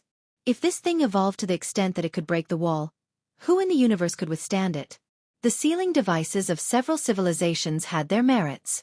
To combine these technologies with Thea's own ability, she still needed to do a lot of preparation. It was not Sia to write down her good deeds in her diary without leaving her name. She did not have such high awareness, not to mention at such a time when she needed a lot of praise. The 2 special drugs were a great success, and dozens of patients who were about to die were pulled to the metropolis by her for a live press conference. The patients did not deliberately put on a show. They wept and cried about the joy of their desperate situation. The reporters took photos crazily. Thea said a few words and left the scene to the CEOs of the group.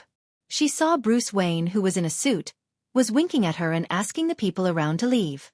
The 2 of them walked to a place where no one was around. She asked, "What's the matter?" "Yes. Do you recognize this symbol?" Bruce said as he drew a big omega for her to see. "Omega, aren't you asking the obvious?" Thea had a vague guess. Bruce thought about the language again and again. "I have this symbol in my mind and a memory that I have personally experienced but have no recollection of." At first, he could not express himself clearly in English, so he had to switch a few languages before he finally managed to express his feelings. He felt that it might be something from the mystical realm that was affecting him, and that was why he went to the metropolis today. However, Thea knew that it was the Flash from some unknown point in time that reminded Batman of some time and space. But in the original time and space, it was because of the battle of superhumans. Now in this time and space, the differences between the 2 still existed. It was still very big, but it was definitely not to the point of tearing each other apart. So what did the Flash come back to remind him of? She didn't know the answer to that question, and neither did Batman. She deliberated over her words. There was no need to tell him the whole story, but a simple introduction was still fine. "I can't explain the different life trajectories you mentioned. It's beyond my ability. But this symbol, if you're not here to test me on the Greek alphabet, then I probably know something about it." Thea's words were very vague, but Bruce's attention was still drawn to her. "Do you still remember the guy in the green tights during the battle at Seaside City?" "I've done my research. Hal Jordan used to belong to Ferris Aerospace. He was an excellent test pilot," Bruce said without hesitation. "Yes, but he has a new boss now. He now belongs to the universe's police force, the Green Lantern Corps. He's in charge of this area of Earth. What I want to talk about is his new employer. They are the oldest race in the universe, and now they call themselves the Guardians. You know, I'm the Yellow Lantern. I used to be close to the Green Lanterns." Bruce wanted to say, "What the hell do I know?" But when it came to such secret knowledge, talking about the universe and ancient races at the drop of a hat sounded very impressive. like a detective. He listened attentively and nodded against his will. In the records of the Guardians before them, there was a group of people outside this world. They called themselves the New Gods. They lived in an untouchable place. Because of their ideals, personalities, and other reasons, the New Gods split into two. One was the righteous father, and the other was the evil dark side. In fact, Thea didn't want to use such a superficial division of good and evil, but she couldn't reveal too many details. Why was he so familiar with an untouchable place? If Bruce asked, she wouldn't be able to answer. She could only use a hearsay to distinguish between the father and Uncle de Bruce also had his own values, and he felt that her hasty division of good and evil was a little arbitrary. But considering that Thea was most likely repeating the records of her predecessors, he didn't say anything. The Omega symbol you described represents the evil lord, Darkseid. Thea spread her hands, indicating that she only knew that much. Bruce nodded.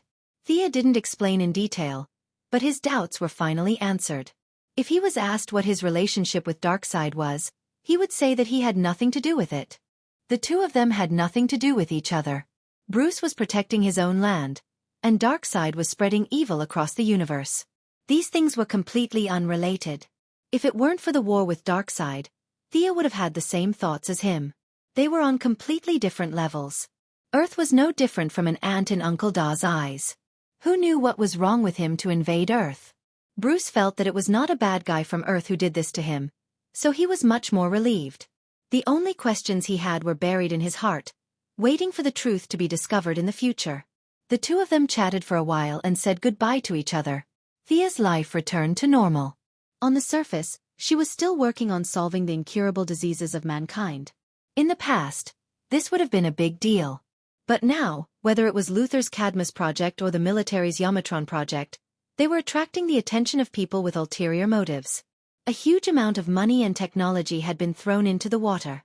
The big shots were on tenterhooks every day. They hoped that they would produce results, but they were also afraid of a devastating disaster. Eldest Mrs. actions of researching a special medicine when she had nothing better to do was really not within their scope of concern.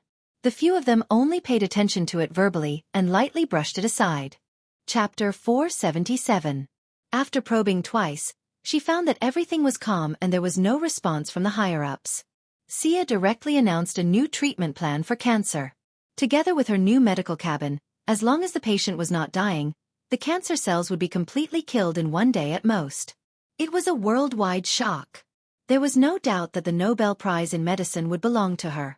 Her name had already entered some medical textbooks, and patients all over the world who were suffering from terminal diseases saw hope. In a short time, a huge amount of willpower entered the balance of order. The young lady was so beautiful that she walked with the wind. She and Diana learned from each other all day long and suppressed each other for the first time, achieving a glorious result of both career and love. She relied on her own technology to gain great popularity, and the Quinn Merlin Group also rose. More than a dozen scientists in the medical department did not sleep every day to compare experimental reports, for fear of mistakes. Many young people also came to apply for jobs. It was fine if the pay was low, but they wanted to add the name of the Quinn Group to their resume. Scholars and scientists from all over the world came to visit. The Quinn Group set up a reception department of hundreds of people to deal with learning discussions and exchange experiences from all walks of life. Compared to Luther, who hid underground every day to do his experiments, Thea's reputation suddenly reached the level of Buddha. She did not slack off and gave speeches everywhere to increase her reputation. Even the medical staff who lost their jobs because of her medical cabin did not dare to publicly scold her now.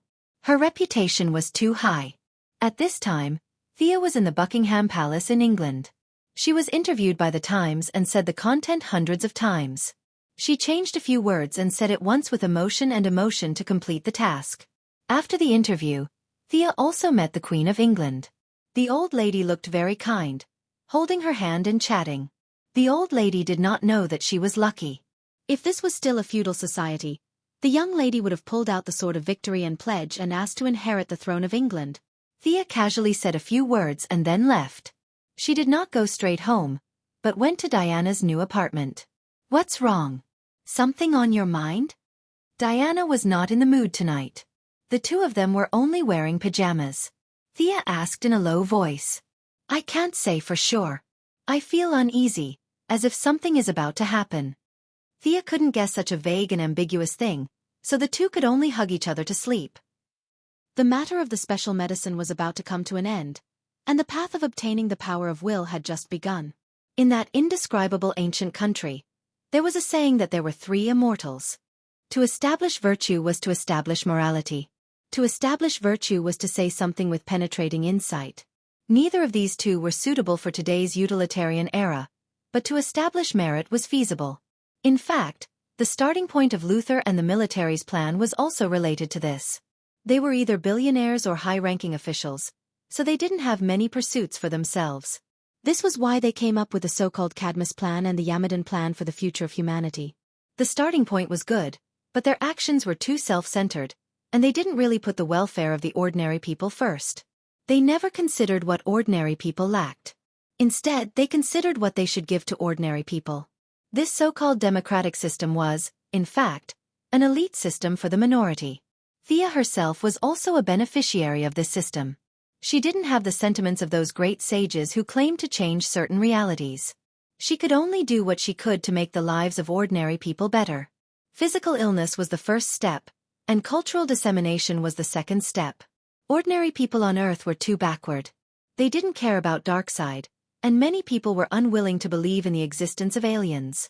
They stubbornly followed their own path of life, working, studying, and living. This was the current situation of ordinary people. Thea hoped that through her own efforts, she could change the minds of ordinary people. Aliens weren't as bad as in the movies. Many alien technology products were very convenient and should be introduced. She even encouraged some scientists to go out instead of cooped up in the laboratory thinking about how to blow up Earth. The road had to be taken step by step. At the very least, some ideas had to be changed. Otherwise, it would be too tiring for her to be the only one leading the way. She couldn't drive a car to work in the morning and take a maglev back home at night. The technological leap wasn't that fast, so she needed some time to adapt. As for the new breakthrough, the scene of Superman and Diana learning the Tamaran language gave her some inspiration. Learn the universal language. General Lane and the others had just taken their seats in the Alien Management Committee when Thea dropped a bombshell and asked them to discuss it. The meeting this time was very important. The black man, Digger, had come as a temporary service member and handed over documents to the representatives. He was also a little nervous because as a middle-level member of the administrative committee, he was also required to learn the common language. God had mercy on him, he only knew English and a few Afghan phrases like surrender and kneel down. Learning something as high-end as the universal language was giving him a headache. He was having a headache because his perspective was too low. The other participants understood the implications, especially when the military was trying to crack the Kryptonian spaceship. Language was a stumbling block, and they were the ones who were most affected by it. Looking at the bitter faces of these people, Sia wanted to laugh. Her memories as a transmigrator made her realize how terrible it was for all the people in this country to learn English. It was the cycle of life, and now it was time for them to taste the bitterness of it. As for asking all the aliens in the universe to speak English, even the most arrogant and irrational general in the military wouldn't say that. Everyone, we will have to leave Earth sooner or later. The era is advancing rapidly. Learning the language and communicating with the aliens on an equal footing should be the responsibility of the committee. Thea easily put the project on her shoulders. The white people who slaughtered the Native Americans had the most right to say what would happen if they didn't communicate with the aliens. Dr. Quinn, what do you mean? Joan Finch was a 50-year-old middle-aged woman who represented the government in Kentucky. She had no problem convincing her constituents, but she couldn't help but tremble when she was in a weak position and had to communicate with the aliens. Thea saw her sallow face and knew that she had misunderstood. This pure politician probably thought that she was going to attack with a spaceship. What I mean is very simple. It's just a preliminary preparation. Based on the principle of voluntary participation, we will neither advertise nor ignore it. We will publish a set of teaching materials in the name of the committee. Anyone who wants to learn can buy them. The middle-aged woman's face regained some color. General Lane and Steve Trevor were both patients with persecutory delusions. For them, it was always good to be prepared.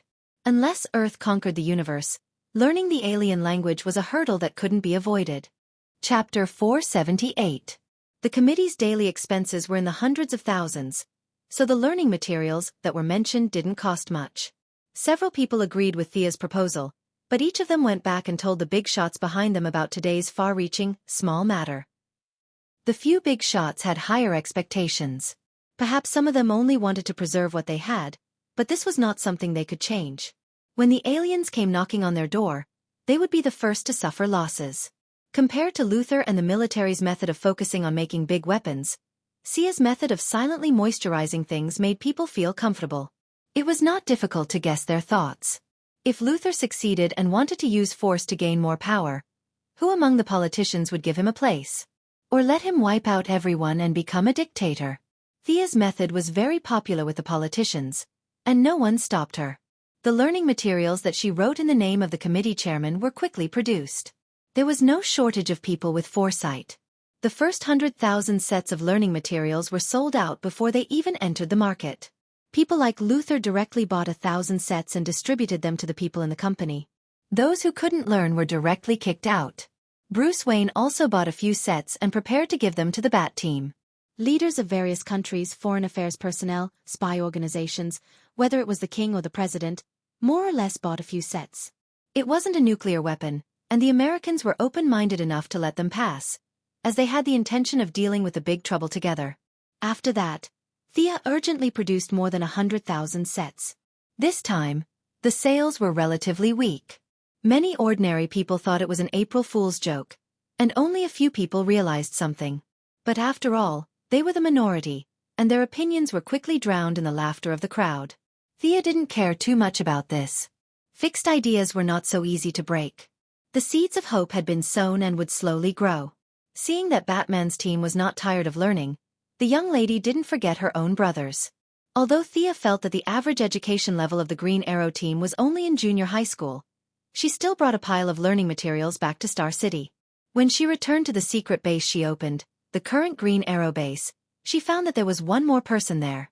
Roy Harper, Thea's lover in the original spacetime, was currently being trained by Oliver. It's so lively. Thea wanted to laugh when she saw the bustling scene in the base. 2 green arrows, 1 black arrow, and 1 red arrow who had yet to graduate. This must be the Star City Archery Club. When she walked into the base, the 4 of them were training in full swing. Felicity and Laurel, who didn't know any martial arts, were watching them from a distance. However, after careful observation, Thea found that Laurel's fingers also had traces of archery practice, which made her even more speechless. Thea! The first person to notice her was naturally Olivier. They all greeted her in a friendly manner. Roy Harper was also a little nervous as he thanked her for saving his mother. When she passed the study materials to them, their expressions were a little strange. Felicity, Laurel, and Shadow had all graduated from university, so they weren't under much pressure. They flipped through the pages seriously. Olivier, Tommy, and Roy Harper were all bad students. The first 2 didn't study hard, and the last one didn't study hard because his family couldn't afford to. The 3 of them had very poor foundations. Even though Sia had made it easy to understand when she wrote it, they still had bitter expressions on their faces. Thea felt that they could all learn. Olivier and Tommy's bodies had been modified by God's blood and geno fluid. Their learning ability had surpassed the average level of smart people. As long as they put in the effort, it would be easy for them to learn. They chatted briefly. Thea found out that Olivier had met Batman through Laurel and Barbara's recommendation. Both of them had similar beliefs and experiences. Plus, Thea was a senior superhero. As a senior superhero, Batman told Green Arrow a lot about his experience. Green Arrow, who had been wavering, finally decided not to kill. After seeing the training of the 3rd-generation Red Robin, he also had the idea of training an assistant. After that, the brave and tenacious Roy Harper came into his sight. After getting the approval of the team, he began to train the young man. Under the relentless attacks of the archery club, the security of Star City had recovered. Olivier even defeated the Death Archer in a one-on-one battle and handed the captive of the Death Archer to Amanda, who came after hearing the news. With their series of victories, the underground forces of Star City were forced into hibernation. After leaving the Green Arrow team, Thea went to see Moira. Her mother had entered the 2nd year of her 2nd term as the mayor of Star City. The mother and daughter had a few intimate words. Moira had already let go of her daughter. She had flown too far and too high. Do you think my next step should be the Congress or the White House? Moira enjoyed the feeling of power in her hands. She knew that Thea now had great influence. She wanted to hear her daughter's opinion. If Moira had asked this question a few years ago, Thea would definitely have told her to stay in Star City. The outside world was too dangerous. But now that her vision was broadened and her strength had skyrocketed, the threat of the secular world and the universe to her was rapidly decreasing. There were definitely many who were stronger than her, but she was not very afraid. In the past, she thought that even if the sky fell, the tall people would shoulder it. Now, she thought that even if the sky fell, they would shoulder it together. So she decisively answered Moira, "President, run for president." What was the point of being a senator? Although the president's power was limited, it was still awe-inspiring. Ordinary citizens basically knew who the president was. If you asked them who the senator of their state was, few would be able to answer. Moira herself was not weak. Her 2 terms as the mayor of Star City had ended. Her political achievements could blind many people. Plus, she was a woman, the first female president in the history of the United States. This attracted a lot of attention. Women's affinity was an important guarantee for the future uniting of the Earth's human beings into the interstellar era. When mankind carefully stepped into space, what they needed was not an iron-blooded strong person. That was purely courting death. Moira's background and her relationship with Thea made it very likely that she would be elected. Luther, a businessman, could run for president. Her mother would have no problem. Seeing Thea resolutely let her run for the White House, Moira was very moved. She did not have any dedication. She just felt that this was a crucial step to realize the value of life. Now that she had her daughter's support, thoughts instantly appeared in her mind. Which ally should she rope in and who should she make some exchange of interests? Thea encouraged her mother to run for president. Naturally, she also took defensive measures against her into consideration. Chapter 479. Moira's physical fitness was not bad. Her bodyguards were not as strong as her, but she did not know how to use it. Occasionally, she would do some fitness exercises. Thea taught her a few moves and knew that her mother had no combat awareness at all. Even if she could run faster than a bullet, she would not think of subduing a gunman. Running faster than a bullet was unrealistic. Milady's gene optimization fluid was not that powerful, but her physical fitness was solid. Even if she did not have consciousness, she still had some dynamic vision and muscle reaction. Considering that it would be 2 years before she became the president, and it would be relatively safe in the next 2 years, Thea did not make too many arrangements. She only made 2 magic gems. One was a defensive magic that could defend against rifle grenades, and the other was a teleportation magic. She put some thought into setting the coordinates. If Moira was attacked, Quinn's old house and her mayor's office might not be safe. Thea could only set the coordinates to her laboratory in the metropolis, which was under Gideon's control. Without hundreds of people with modern weapons, it would be impossible to break in. The incident with the teleportation gem also reminded her that there were many ordinary people on her side. Even Oliver, who was the most skilled, could dodge ordinary firearms with his outstanding combat talent and physical fitness. However, if more than 100 people with submachine guns were to fire at him, he would be finished. The remaining people in the team were even more hopeless. After bidding farewell to Moira, Thea went back to the Green Arrows base and told them her idea. According to their personal wishes, she made a teleportation gem for each of them. Even Roy Hopper was given one. The young man was a little confused by the sudden appearance of such a magical item in the real world, but he still took it. "I'll give you 2. Thea looked at Felicity, a former hacker who could not tell the difference between food and drink. She was clearly a weakling, but she still liked to go to dangerous places. Unlike the original space-time, the Green Arrows triangle was torn to pieces. Without the black man as a buffer, Oliver's stubbornness was unbearable. Oliver and Tommy, Laurel and Shadow. The 4 of them were intertwined with each other. Outsiders would feel dizzy just by looking at them. No one would want to get involved. In this space-time, Felicity and Oliver's relationship was only so. Although she didn't go to the metropolis to take care of her mother, she stayed in Star City instead. She only helped out a few times because of Laurel, her sister. She stayed in the Green Arrow team as a family member.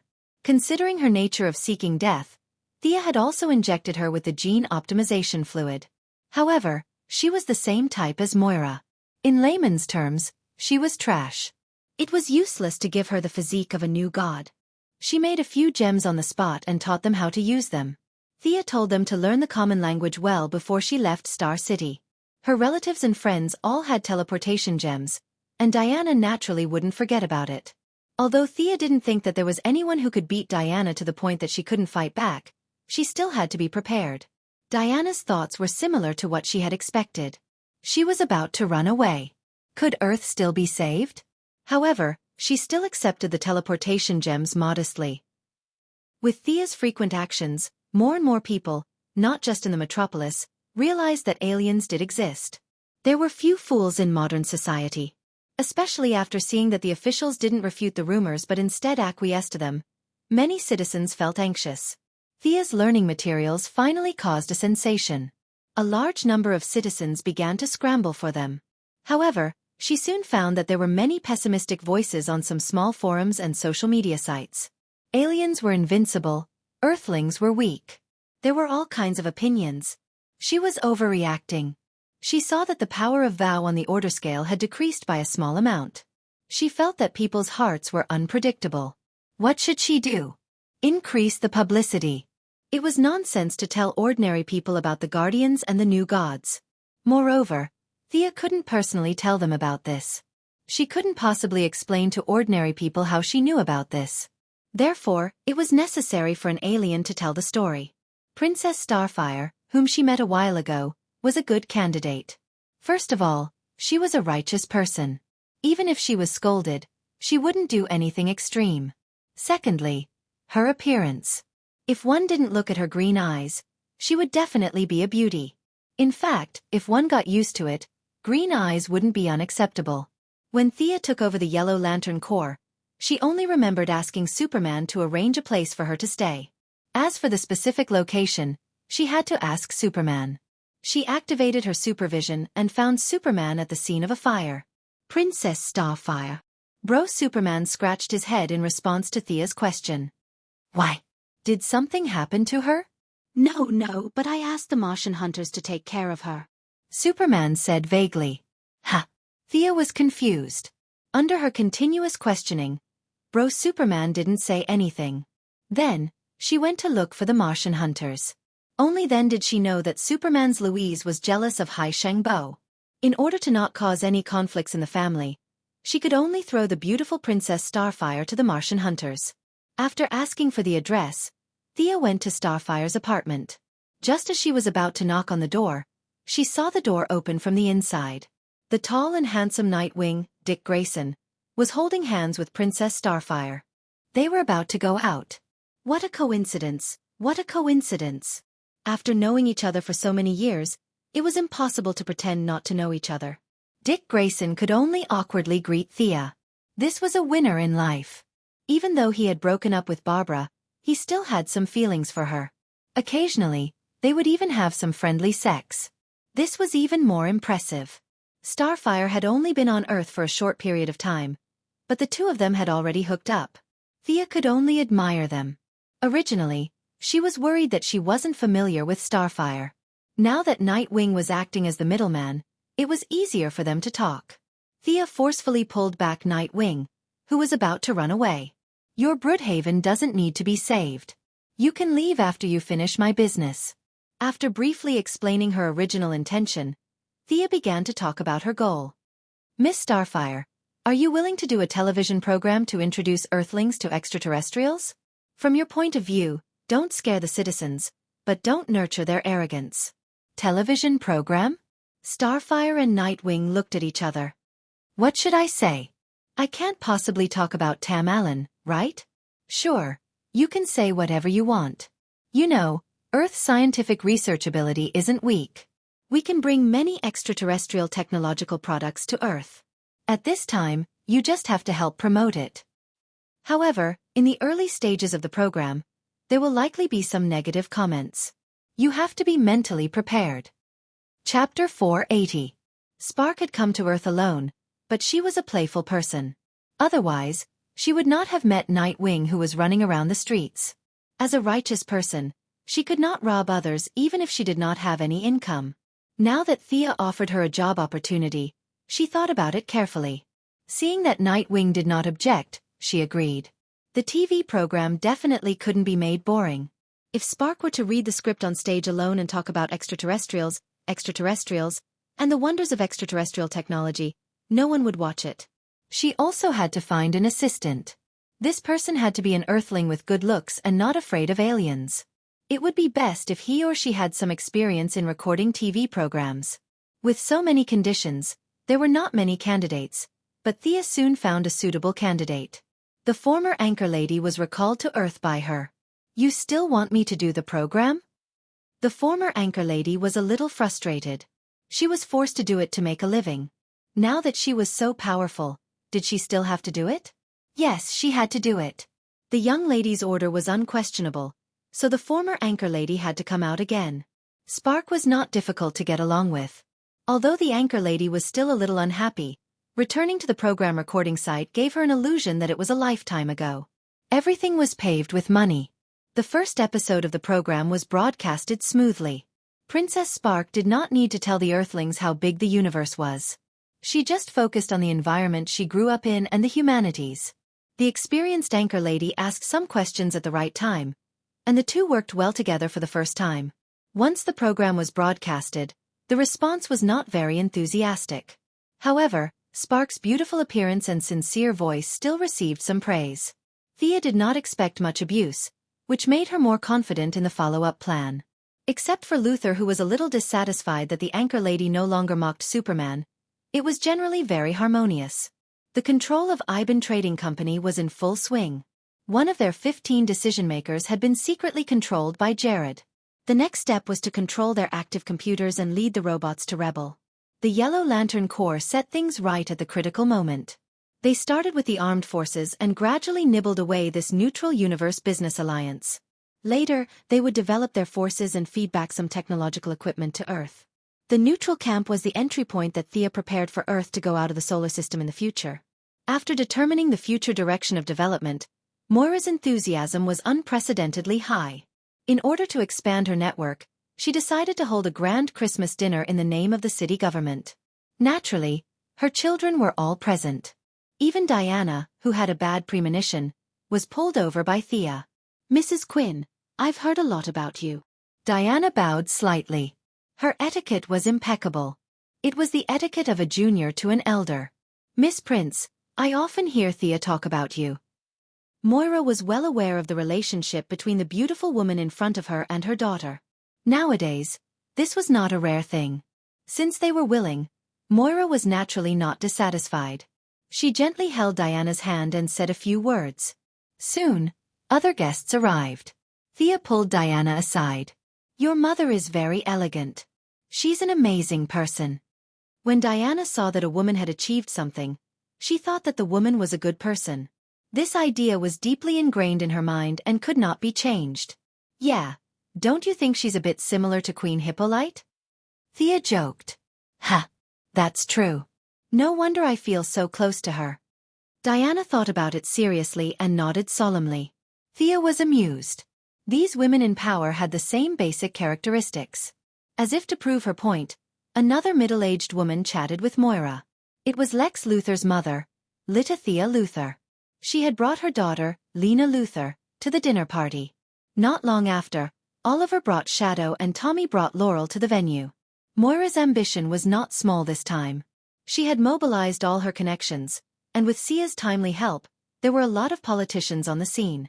The vice president, members of Congress, several ministers, and many socialites who had received the invitation were all present. The safety of the politicians could not be neglected. The Super Investigation Bureau of the Heaven's Eye Society had sent their best men to protect the guests. The Martian hunter, who pretended to be cool every day, was also present. Not only was he present, but the Gotham tycoon Bruce Wayne and this year's Pulitzer Prize winner, Clark Kent, were also present.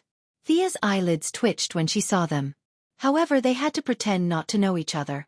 This was a severe test for Diana and Superman, whose acting was slightly immature. There were even more irrelevant people, such as Catwoman and Louise Lane, who were relatives, and Damian and Raven, who were there to eat and drink. Thea even saw Spark and Nightwing whispering to each other, which made Barbara, who came with her father, unhappy. Barry Allen, who did not have much combat power, Felicity, a few friends from the Star City Laboratory, Caitlin Snow, her fiancé Ronnie Raymond, and Cisco Ramon were all present. Some of them were Oliver's friends, while others were Thea's friends. With so many young people gathered together, it was quite a lively scene. Seeing Thea sizing up the venue, Diana was a little puzzled. What's wrong? Did something happen? Of course, Thea could not say that with so many heroes with the luck of protagonists gathered together, she would not be surprised if a dark side jumped out in the next second. She laughed awkwardly, indicating that she was fine. However, things in the world were always unpredictable. When you thought of something, the good might not necessarily come, but the bad would definitely come. Pretending to walk past casually, Clark Kent whispered to her with his old-fashioned eyes. There's a group of people 5 miles away, armed with guns. They seem to be coming here. Also, there seems to be a mole in this venue. Thea immediately activated her supervision to observe the interior of the venue. She did not notice it before, but now she realized that some of the staff present had fierce looks and a fierce temperament. Even though they kept their heads down, she could still see that they were up to no good from the corner of her eyes. Following Superman's instructions, he observed the movement 10 miles away. It was indeed a small gang. There were more than 30 people, and they were armed with all kinds of guns. The leader was a tall and strong man. He was discussing something in 2 trucks. They were heading straight for the city hall. Thea heaved a sigh of relief. There was nothing to be afraid of. She did not know the soldiers, but she had seen a picture of the leader. Wasn't that the brick wall who had recently disappeared? The waiters in the venue were Keanu's men, codenamed White Porcelain, of the Triad. Thea even saw a few men with indescribable Manon characteristics helping in the kitchen. Chapter 481. In addition to a few spies in the venue, their leader, nicknamed White Porcelain, was wearing a wig to cover up her white hair. She was wearing a high-slit Chong Sam and was greeting guests at the entrance. Thea felt sorry for them. There were so many heroes here, it would be safer for them to rob the White House. They were so stupid. The heroes here could beat the shit out of them. However, there were so many heroes that they had to worry about. Who was going to do it? Uncle Ron Jen. Can you control their minds? Thea contacted the Martian hunter telepathically. The result was as she expected. The Martian hunter refused without hesitation. I won't use my ability on ordinary people. You deal with it yourself. Thea sighed. Fortunately, Superman was a warm-hearted person and volunteered to deal with the people in the brick wall. They could detect abnormalities with their special abilities. Some of the bodyguards and agents of the politicians also noticed the abnormalities of these people. Agents sounded powerful, but in fact, they were only at a slightly higher level than ordinary people. If they took action first and caused a commotion, they would directly destroy the venue that Moira had carefully prepared. This was something that Thea would not allow. Also, the identities of many superheroes could not be exposed. This made her a little cautious. After whispering to Thea to make a big noise to attract the attention of the agents in the venue, she whispered to Oliver. Keanu's people are in the venue. How many are there? Oliver's eyesight was the best among humans and had been strengthened repeatedly.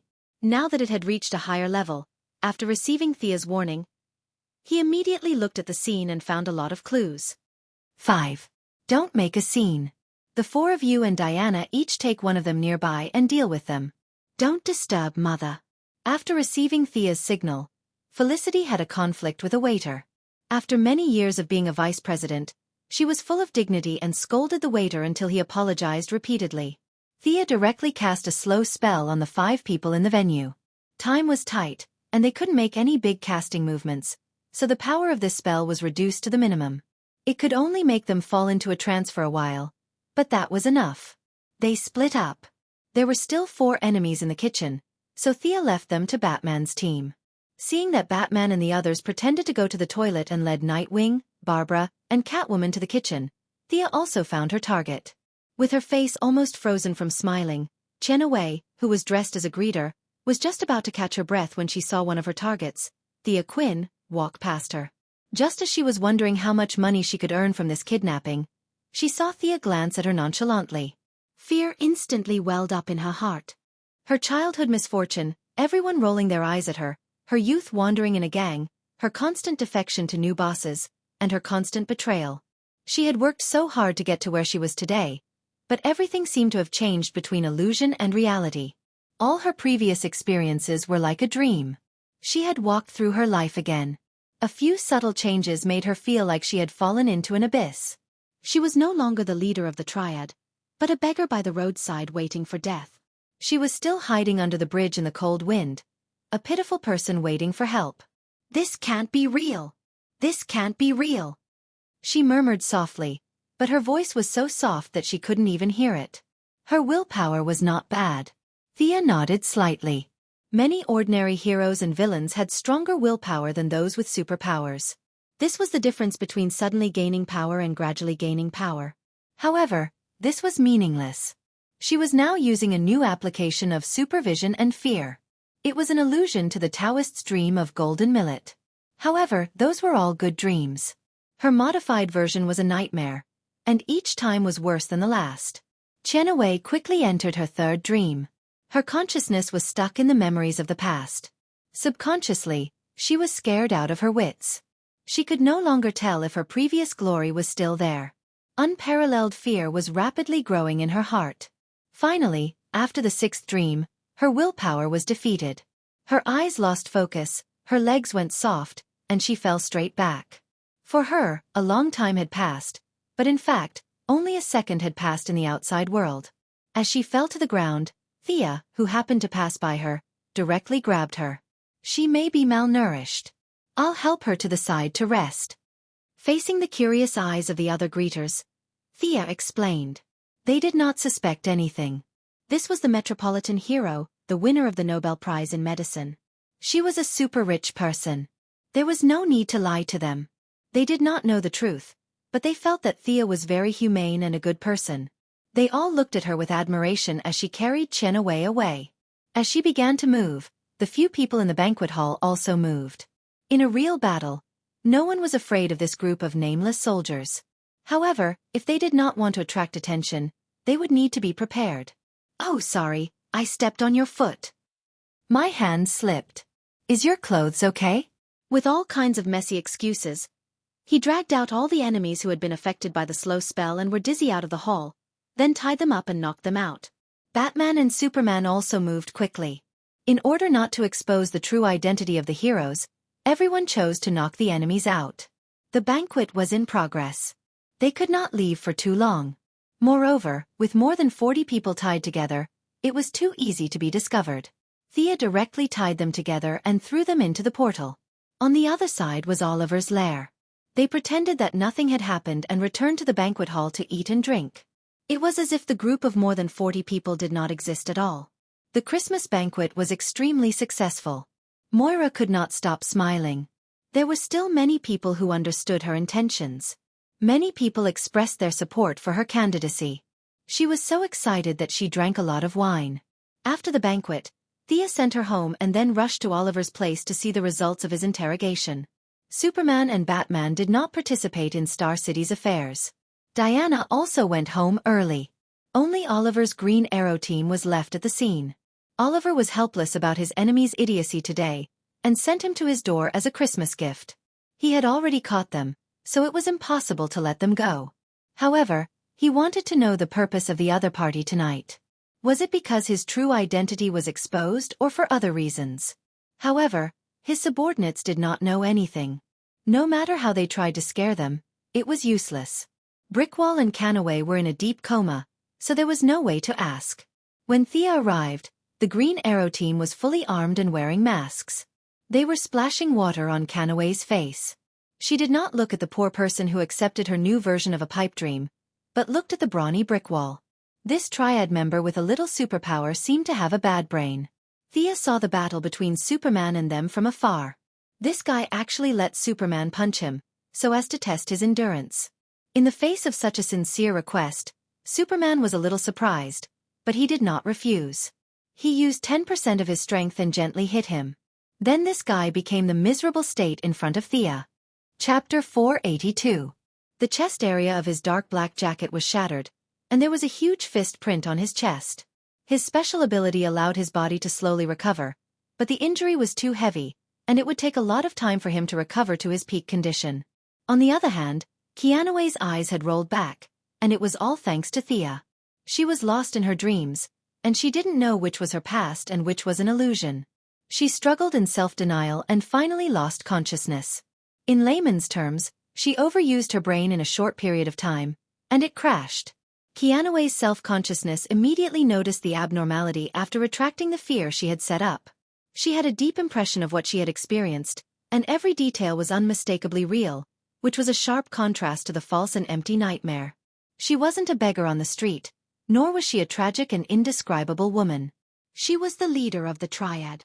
Kianoe's consciousness instantly took over her body. Although she was extremely weak and dizzy, she still tried to stand up to defend against the enemy's attack. "Who's there?" Like a patient with a high fever, she stood up shakily and tried to open one eye. When she saw green arrows bow aimed at her, her heart sank. "What are you doing at the city hall?" Oliver, who had a voice changer, pulled the bowstring and asked sternly. "I'm going to the city hall? What am I going to do there?" Kianoe's memory was a little chaotic, and it took her a long time to sort it out. Looking at her companions who were tied up like dumplings, she knew that the operation had failed, but where did it fail? She didn't know that there were a lot of superheroes in the city hall, and she only felt that she had lost unjustly. She had climbed up from the bottom, and she had always believed that failure was the mother of success. If she lost today, she would find the problem and win it back tomorrow. This had always been her creed. But today's operation was really inexplicable. If it was said that the Green Arrow Party had defeated her, she would not believe it at all. Both parties had been fighting for half a year. If the other party had the means to silently capture her, how could she have survived until today? But a wise man knew better than to fight when the odds were against him. She knew too well that she had to admit her mistakes and stand properly when she was beaten. "We're going to kidnap some city officials and extort a sum of money." Oliver was a little incredulous.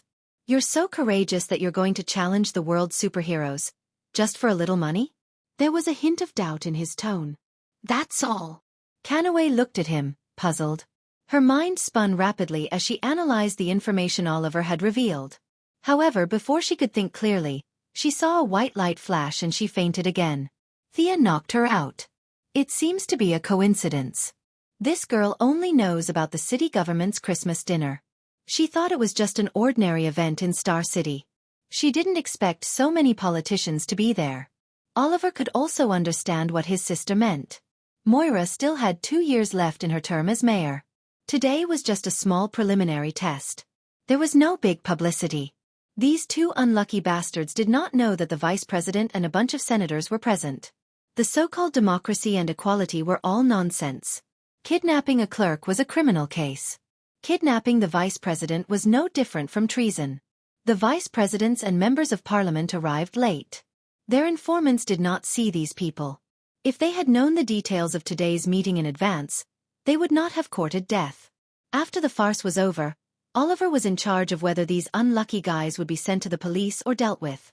Sia went directly to Diana's apartment in London. It was late at night in London. It was quiet all around. Only the occasional barking of the neighbor's dog could be heard. The dog was immediately appeased by its owner. The crime of disturbing the public was not a joke. At this time in the quiet room, a slight fluctuation woke Thea up. It was the fluctuation of space transmission. Her first reaction was that someone was going to sneak up on her. Then she thought that this movement was not small. The probability of a sneak attack was not high. With her skills, there were not many people on Earth who could defeat her. Besides, Diana was still by her side. Even if Superman came to kill her, she would not be afraid. Diana's reaction was not slow either. The two of them sat up at the same time and looked at the uninvited guest vigilantly. The translucent transmission wave spread out, and a young woman stumbled out. She had short blonde hair and was wearing a shirt, shorts, and a pair of slippers. She held a key tightly in her hand. She looked around in panic. She seemed to sense something and looked at the other side of the bed. 4 bright eyes were staring at her. "Hi, Diana." The young woman did not know Thea. She only felt that the woman's eyes were too sharp, as if she was trying to see through her organs. It was a little funny. How could a human's eyes see through their organs? The sudden arrival of an unfamiliar environment made her very nervous. Fortunately, she soon found a familiar face. She knew Diana. "Zola? Why are you in my house?" I remember that you went back to your hometown. Diana did know this girl. She was a very kind person and had worked for her foundation for a while. I'm at my family's farm. Do you know my farm? It's in Virginia. But a strange blue-skinned man came and said that he wanted to protect me. Then we were attacked. He gave me the key, and I'm here. The woman named Zola told Diana the whole story incoherently. She didn't know why she was telling Diana the whole story. She just said it naturally. She's my employee, or at least my former employee. I think I should help her, Diana explained to Thea. Thea could not say anything. She could only chuckle. The woman in front of her had an identity that even she did not know. She was the reincarnation of Athena. However, Thea could not find any trace of divine power in her. She was just an ordinary person. Her physical characteristics were not obvious. After a while, people would realize that she was pregnant. The result announced to the public was that the stallion Mr. Zeus was old but not old. He had given Diana and the others a new brother and sister. The actual situation was that this main god was hiding from his eldest son and putting on a shocking show. The one who was born was not his son, but himself. According to Sia's understanding, his main account could not be leveled up anymore, and his level had been maxed out, so he took this opportunity to level up a side account. If he could get the source in the process, the old god would become a new god, and that would be even better. Thea kept looking at the young woman. She was a little disappointed. She was just an ordinary person, at least before the will of the gods. There were no flaws at all. As for the blue-skinned freak that she mentioned, it should be Hermes. Hermes was the god of speed and thieves in Greek mythology. However, he seemed to be honest, but he had other intentions. Seeing that Diana seemed to want to get involved, Thea could only go with her. She would meet Ares soon and accidentally kill the god of war in battle. Thea had to stop her. Chapter 483. It wasn't because Thea had a close relationship with the god of war, but because the god of war's godhood was a trap. Diana had killed the god of war and automatically obtained the god of war's godhood. 5,000 years ago, this would have been a good thing. However, at this critical juncture where the old god had fallen and the new god had risen, it would be too much of a trap if she didn't become the old god instead of the new one. The girl named Zola watched them change. In the dim light of the night, she felt that Thea looked familiar, but she wasn't sure. She didn't want to say anything, especially after seeing how close the two girls were. How do we get there? Diana asked. I think the key in my hand can take us back, Zola said before Angelina could. Thea glanced at it. It was an exquisite magic item without any traps. She nodded at Diana, and the three teleported away. As soon as they left the teleportation portal, two sharp arrows shot toward them one after the other. With two muffled sounds, Thea and Diana reached out and grabbed an arrow at the same time. They were using the Assassin League's famous grabbing technique. Although the ninja master couldn't win against the two girls even if he did somersaults, his martial arts skills were praiseworthy. Some techniques were very useful at any time. As the person closest to Thea, Diana's martial arts skills were naturally affected. Facing the incoming arrows, the two girls both chose to use the Assassin League's grabbing technique. Casually throwing the arrow on the ground, Zola stepped back in fear. The two girls fearlessly looked at the enemy approaching from the dark. Clatter, clatter. Two tall horses with majestic torsos and slender limbs came out. There was a knight holding a bow on each of the horses. However, when they walked into the night, the three of them finally saw what they looked like. They were not knights at all, but centaurs. The places where the horses' heads should have been were replaced by human bodies. Their upper bodies were covered in mud and blood. The human heads were also twisted out of shape like stomped watermelons. Their eyes were blood red, and the sounds coming out of their mouths were like the howls of humans and the roars of horses. This is not a natural creature. It seems to be the product of some kind of magical transformation, Thea said in disgust. She vaguely remembered that these two were sent by Hera, the Queen of Gods. The Queen of Gods, who was known for her jealousy, naturally wanted to kill Zora, who was pregnant. For these old gods who only stared at her every day, Sia really didn't want to get involved in their affairs. It was just that the noble circle was too messy, like a melodramatic family drama. It would be unreasonable if they didn't perish. However, Diana couldn't run away. According to Hippolyte's original words, this was her innate responsibility. Although Thea didn't want to, She could only helplessly jump in. What a blasphemy against life. Diana carefully sized up the centaur. Its aura was filled with madness and savagery. This thing was clearly beyond saving. One each. The two glanced at each other and instantly understood each other's meaning. Diana attacked first. She threw out her shield and knocked away the arrow. Then, she jumped up and slashed at the centaur's neck. Thea wasn't as powerful as her. These two centaurs only looked ferocious and had their full potential stimulated by magic. They were not afraid of death, but their true strength was not worth mentioning. Thea didn't have good armor. Unlike Diana, who was fully armed, she had only changed into casual clothes. She had many tricks up her sleeve and didn't really want to fight with these dirty centaurs. She opened her jade-white left hand, and a chain made of lightning whizzed out and smashed at the centaur's head. The centaur, who only had killing in its mind, realized that it couldn't take the attack head-on. It half-knelt and lowered its body, dodging the chain.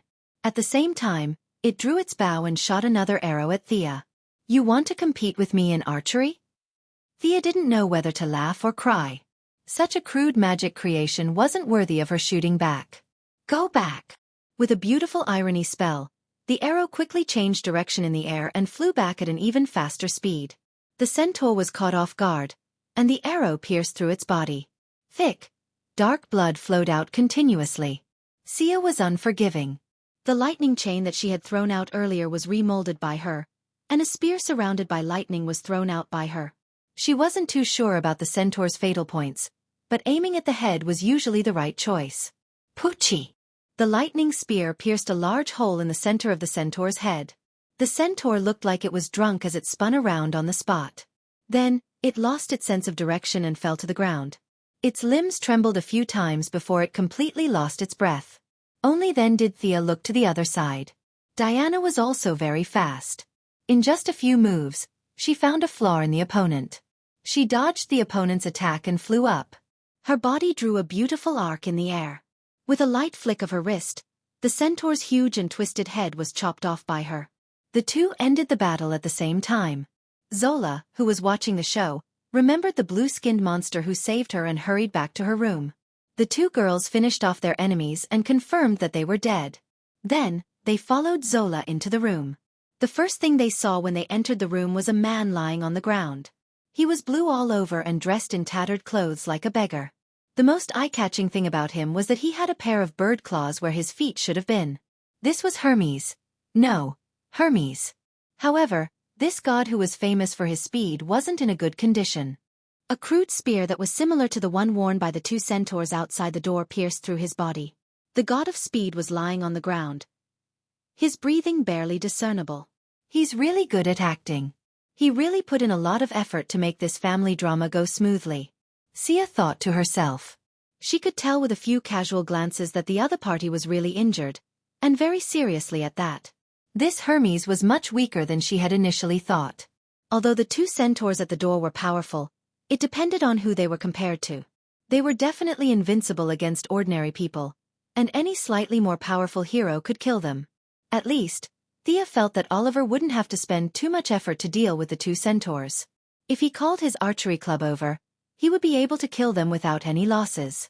The two magically modified centaurs were such weak opponents, but they had almost killed the god of speed and thieves of the Greek pantheon. Who would believe it if they told others? Divine power couldn't be offended easily, but it didn't bother to hide it either. Hermes was faking it, but his true strength was indeed so low that it hurt people's hearts. Even though he tried his best to hide it, one could still estimate his general strength. Thea felt that she could fight 3 or 4 opponents of this level even if she counted his hidden strength. It was important to know that he was one of the 12 main gods at his peak and had once blessed Diana. Now, his divine power was like a candle in the wind, let alone Diana. He could die if he used a little more strength. Chapter 484. Thea felt that she really didn't understand their thoughts. You're already like this. Why don't you just lie down in your god's kingdom? Why do you have to jump out and cause trouble, and then show everyone what it means to struggle at death's door? Thea, see if you can save him. Diana still had some feelings for these gods who had blessed her in the past. She checked Hermes' wound and found that it was very serious, but she wasn't worried. She was originally very talented, and she had also received Morgan Le Faris's magic experience. There was almost no one in the world who could surpass Thea in healing. Diana was very confident in her lover's ability. Hermes, who was lying on the ground with his eyes closed and pretending to be a dead dog, was seriously injured. He didn't know that Diana not only came according to his plan, but also brought another person with her. He had a bad feeling in his heart. This person who suddenly came in might ruin his plan, and this made him very anxious. But now he was seriously injured. Previously, he had pretended to be unconscious. It was unrealistic to immediately jump up to see who this unexpected participant was. No one was more stupid than the other. When the time came, the other person would know that he was pretending, and now he didn't have the strength to jump up. Under his imagination, he had to pretend to be unconscious. This was really a test for his acting skills. He was very anxious, but he had to suppress his consciousness in the depths of his mind. As long as his body showed a slight tremor, Diana would be able to find out that he was pretending to be dead. After all, he also had Athena's blessing, and it wasn't so easy to fool him. Then he heard a clear female voice reply to Diana, and then a warm magic wrapped around his wound. Hermes realized that his plan was in vain. This plan had just started, and there was a huge change. Diana had a demigod who was good at healing. Who was this guy? Unlike Hercules, although Hercules was trapped by the giants for thousands of years, he didn't experience the twilight of the gods. Now, except for a little mental problem, his divine power was basically intact compared to ancient times. Those who hid in their god's kingdom were different. They became gods with the help of faith, and the connection between their god's kingdom and the secular world was too deep and tight. After sleeping for so many years, every minute and every second in the material world was actually wearing down their foundation. It was like a slow suicide. When they finally woke up from their sleep and learned that Zeus, the god-king, had disappeared, several gods who were unwilling to die had a new plan. Compared to their heyday, their strength had fallen greatly. Although Poseidon, Hades, and the other big shots were living a tight life, they still had some food at home, and they could last for a long time. As the god of speed and thieves, Hermes couldn't. He didn't know that a year later, there would be something called the god of speed that would deny the meaning of his existence as the god of speed at the level of the rules, resulting in his complete fall. He vaguely felt that he had very little time left, and an invisible sword had fallen on his neck. He was both a chess piece and a chess player. He wanted to survive in the chaos, but his plan was very good. He considered several possibilities and even designed several emergency plans. However, he never expected that such a big change like Thea would jump out in the first act. There must be someone who knew about the relationship between Thea and Diana, but this group of old gods who had just climbed out of their god's kingdom didn't know. They were proud and arrogant. Hermes didn't have much divine power left. He just roughly checked the information and began to put on today's big show. Thea's divine power was that of a real demigod, and there was a vague shadow of the Greek divine power. This couldn't be faked at all. Hermes had to do a deeper analysis. Could it be that old woman Hippolyte had deceived all the gods? At that time, Diana wasn't the only child, but two? Otherwise, it really didn't make sense. In an era when the gods had retired, other than Diana, there was also a young and lively demigod wandering in the world. This was too incredible. Although it was incredible, a warm and vigorous magic power that was full of vitality directly healed his wound. It was not suitable for him to lie on the ground and pretend to be a dead dog. Hermes regretted it so much that his intestines turned green, but he still pretended to be in a trance and opened his eyes. "You are." Although he was mainly looking at Diana, from the corner of his eyes, he still glanced at Sia, who had a stern expression and an outstanding temperament. Her calm gaze seemed to carry a bit of scrutiny. Thea's eyes met Hermes's eyes. The god of speed and thieves felt a little scared. How could this be? No matter how weak he was still one of the main gods. How could he feel scared? He must have thought too much before and felt a little guilty. Hermes didn't know that his feelings of fear had already merged with Thea's eyes. He thought that he was just thinking too much. His eyes flashed and he subconsciously avoided Thea. Although he felt that there was a big mistake in his plan, he still tried to continue the act. He staggered a few steps and found that Thea had healed him very well. Both demigods had sharp eyes. It was not a good idea to pretend to be a cripple. He cleared his throat. "You are Diana, the daughter of the Amazon. I've seen you before. You shouldn't have come here. Take this girl and run to the end of the earth. Otherwise, She will die in front of the God Queen. His words were prepared in advance, but he regretted it as soon as he said them. Thea naturally caught his flaw and said very sincerely, "You are Hermes, the god of speed. Your speed is the best among the gods. We will cover you. Take this woman and leave first." Hermes wanted to give himself 2 tight slaps. He was indeed an idiot. What should he do now? Say that he was not fast enough?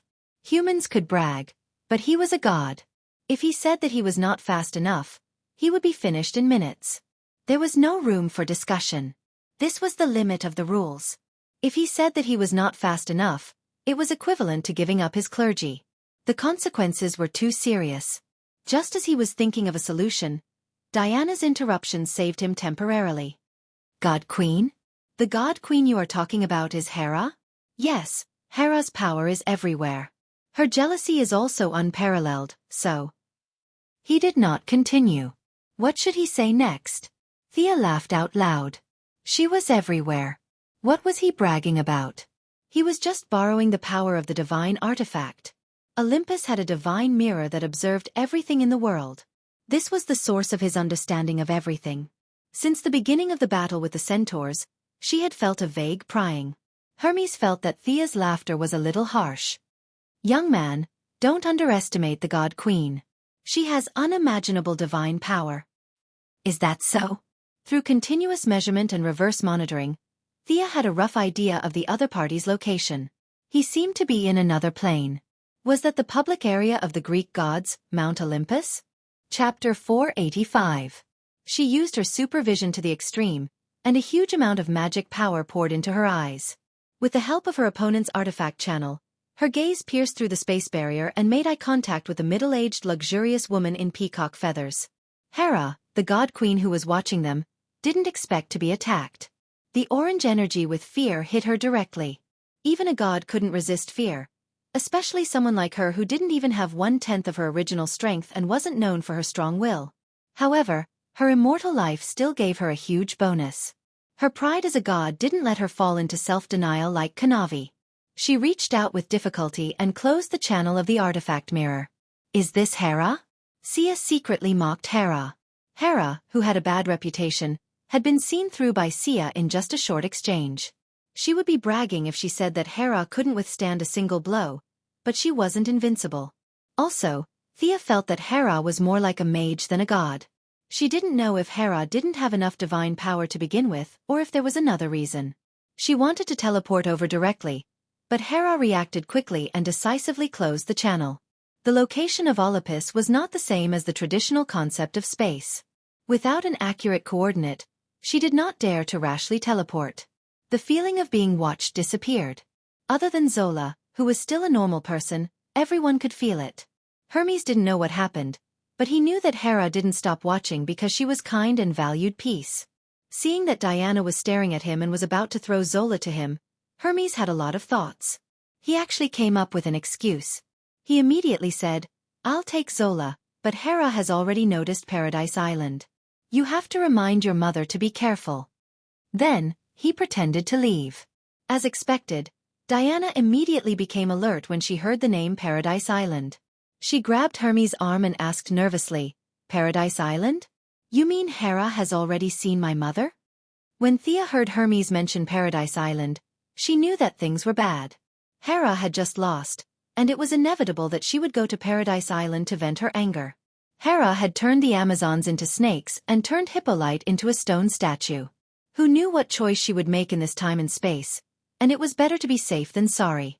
Hippolyte and the others couldn't stop Hera at this time, even if Hera's strength was greatly reduced.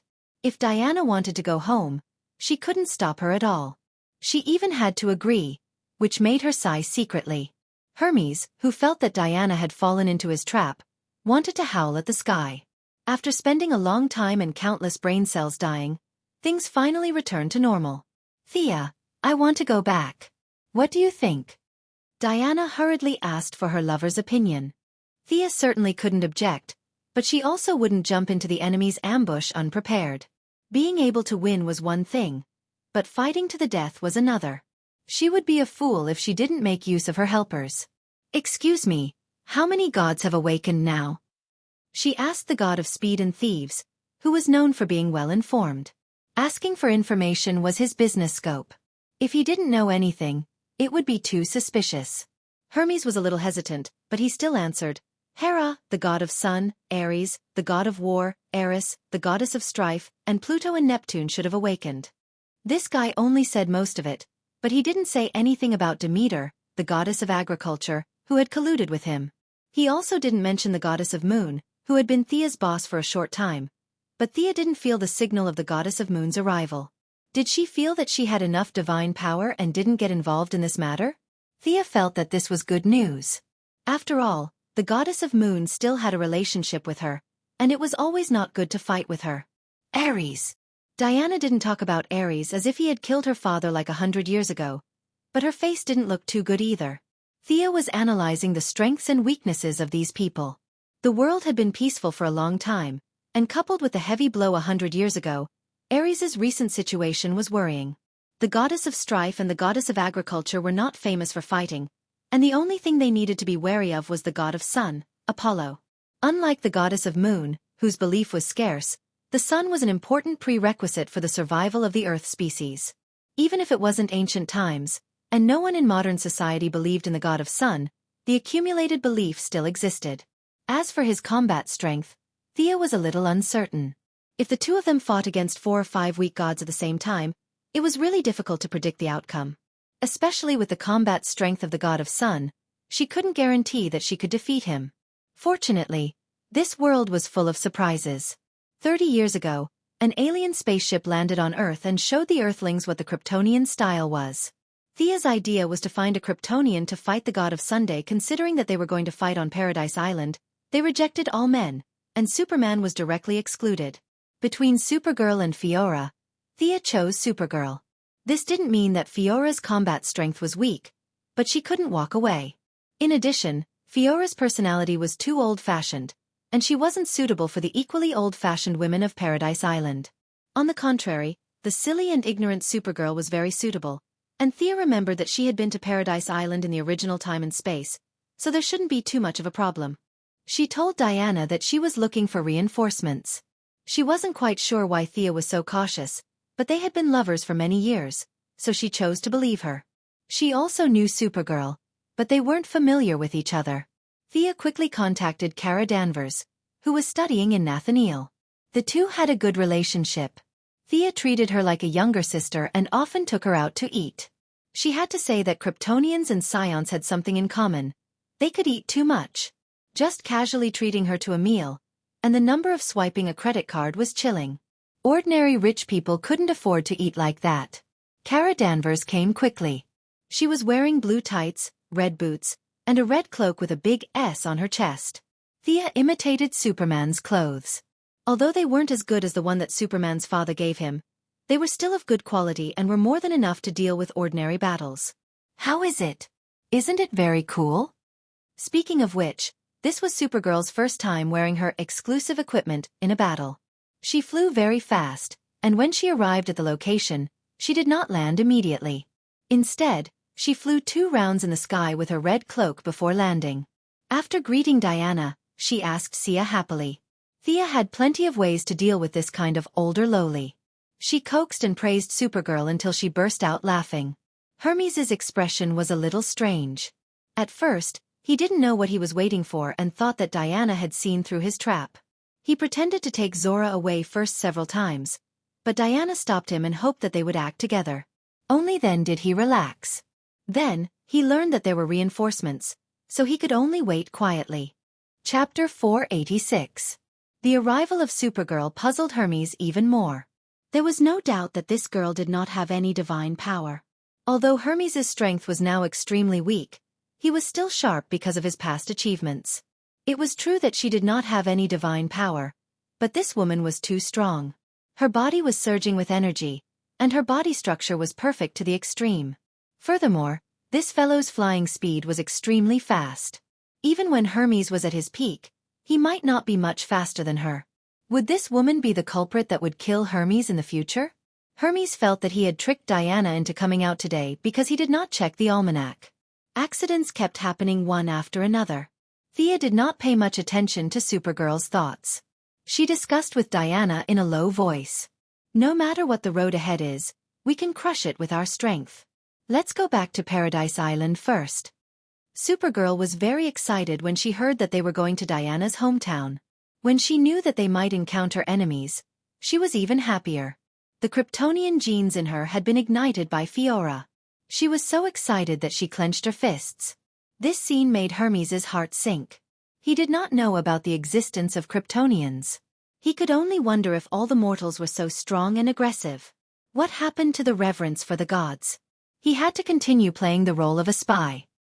He patted his chest with righteous indignation and promised that he would not leave Zola and the child in her belly.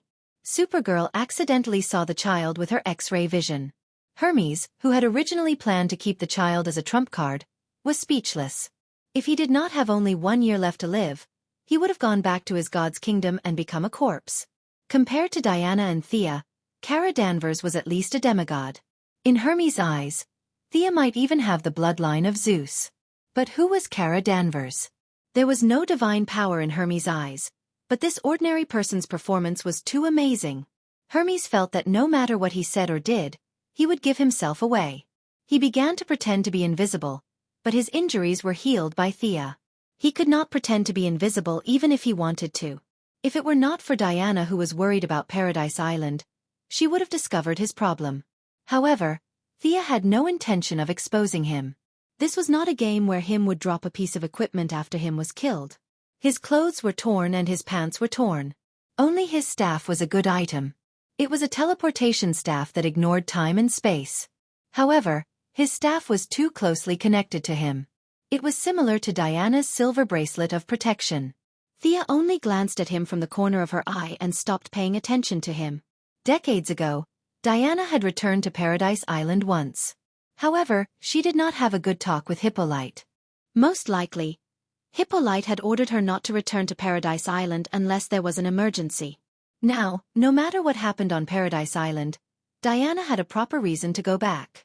With Thea by her side, there was no need to fly back. The two women's foreheads were close to each other. Diana passed a complicated coordinate of Paradise Island to Thea. This coordinate was extremely complicated. As a pure warrior, she could not understand it. Diana had to admire her mother's foresight. Thea had the same idea. She had only asked about Paradise Island once a long time ago. Seeing Diana's hesitation, she knew that Hippolyte must have given Diana a gag order in advance to prevent her from talking about Paradise Island. In the end, this old woman still treated Thea as an outsider. Being a member of the Amazon was nothing. If it were not for the fact that she was Diana's mother, Thea would not care about her at all.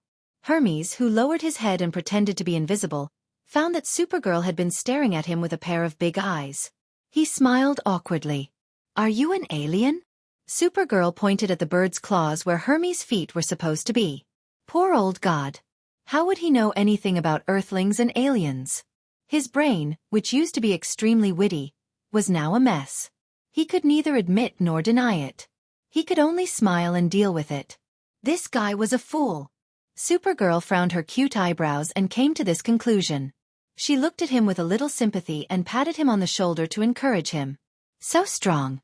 Supergirl's strength was far less natural than Superman's. These two pats almost caused Hermes internal injuries. He decided that he could not stay here any longer. He had to leave quickly. He took out his cane and was ready to volunteer. However, before he could say a word, Thea quickly and elegantly drew a fixed teleportation portal on the spot. With the coordinates provided by Diana and the portal being on Earth, Thea quickly finished drawing the teleportation portal. After checking it briefly, she stepped into it. Supergirl had already seen Sia's teleportation many times.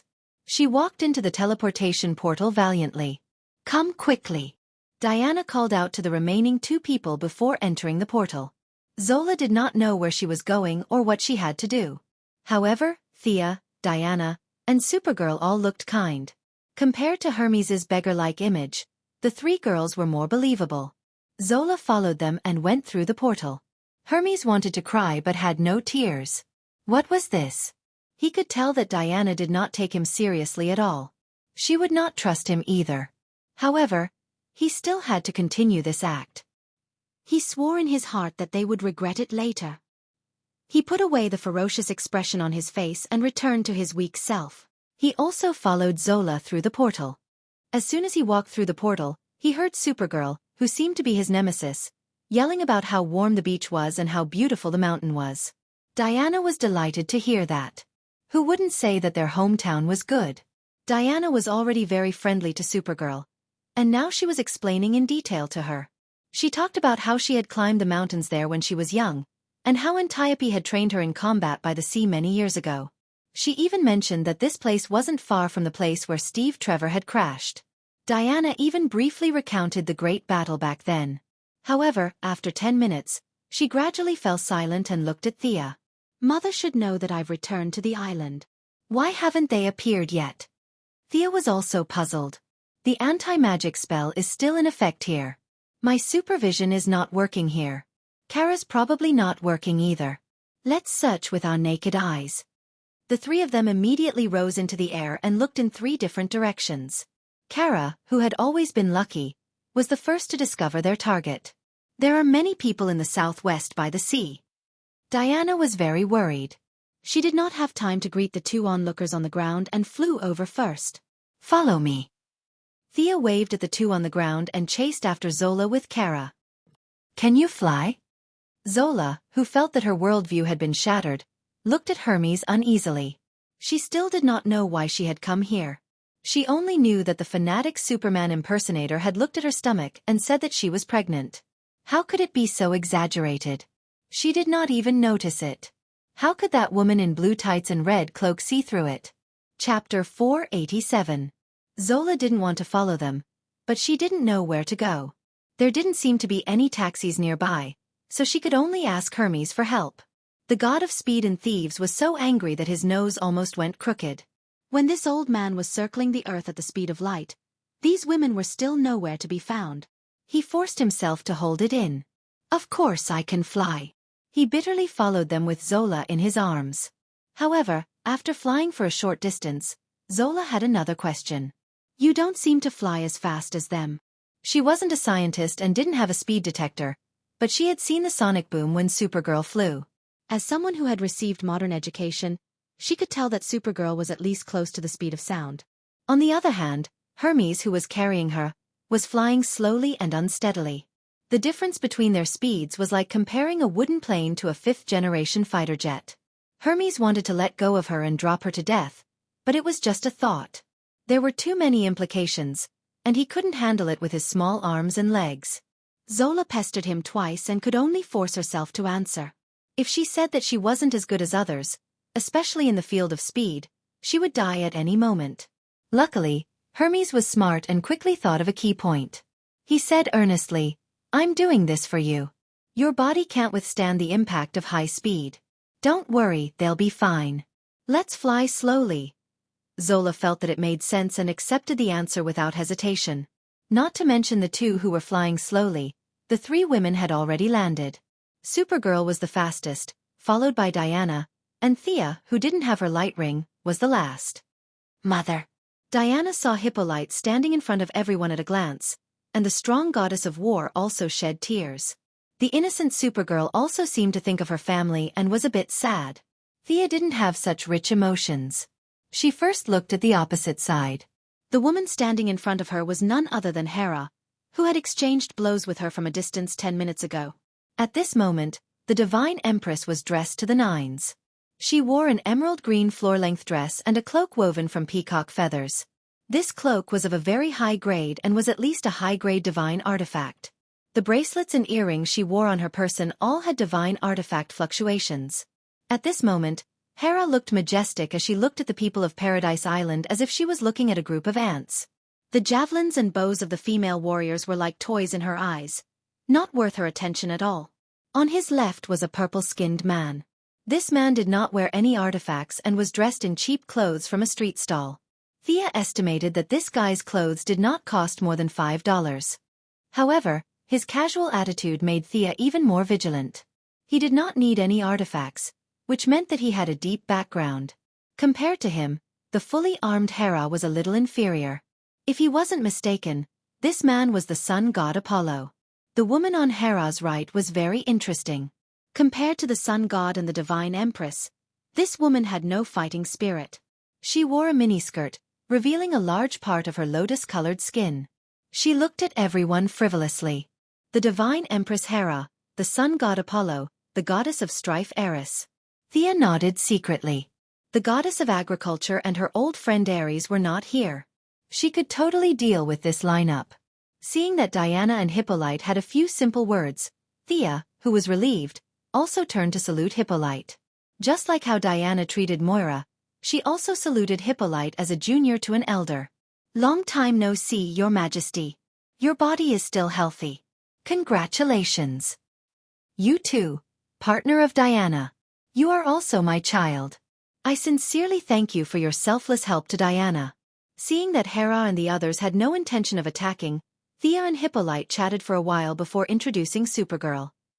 "This is our friend, Kara Danvers, who is like my sister." Thea pulled Supergirl over and introduced her. "Paradise Island also welcomes you. I can see that you are a brave warrior and a good child." Thea could also guess what Hippolyte was thinking. Paradise Island had suffered a great calamity. At this time, she would welcome anyone who came to help. Moreover, Supergirl looked silly and simple, which was more in line with the Amazon tradition. "Have you discussed the order of death? Hades is waiting for you." Hera spoke first in an overbearing manner. "Who is going to talk to her?" Thea and Diana glanced at Hippolyte and found that the queen was a little ashamed. As a mistress, she was indeed a little guilty when facing the main wife. It didn't seem appropriate for Diana to talk. As the daughter of Zeus, at least nominally, Hera had jurisdiction over her. The people of the present generation didn't care, but the ancient Amazons were very restrained. Now that she could talk to the guardian of the universe, Thea didn't have any scruples with the improvement of her strength. She stepped out first. "Your Majesty, no one will die today because of the battle. I am very sure of this." Her words caused Hera's gaze to shift from Diana. She sensed a little and found out. Wasn't this the person who fought with her 10 minutes ago? At that time, things happened in a hurry. She didn't even see clearly whether the enemy was a man or a woman. Now, she could finally take a closer look.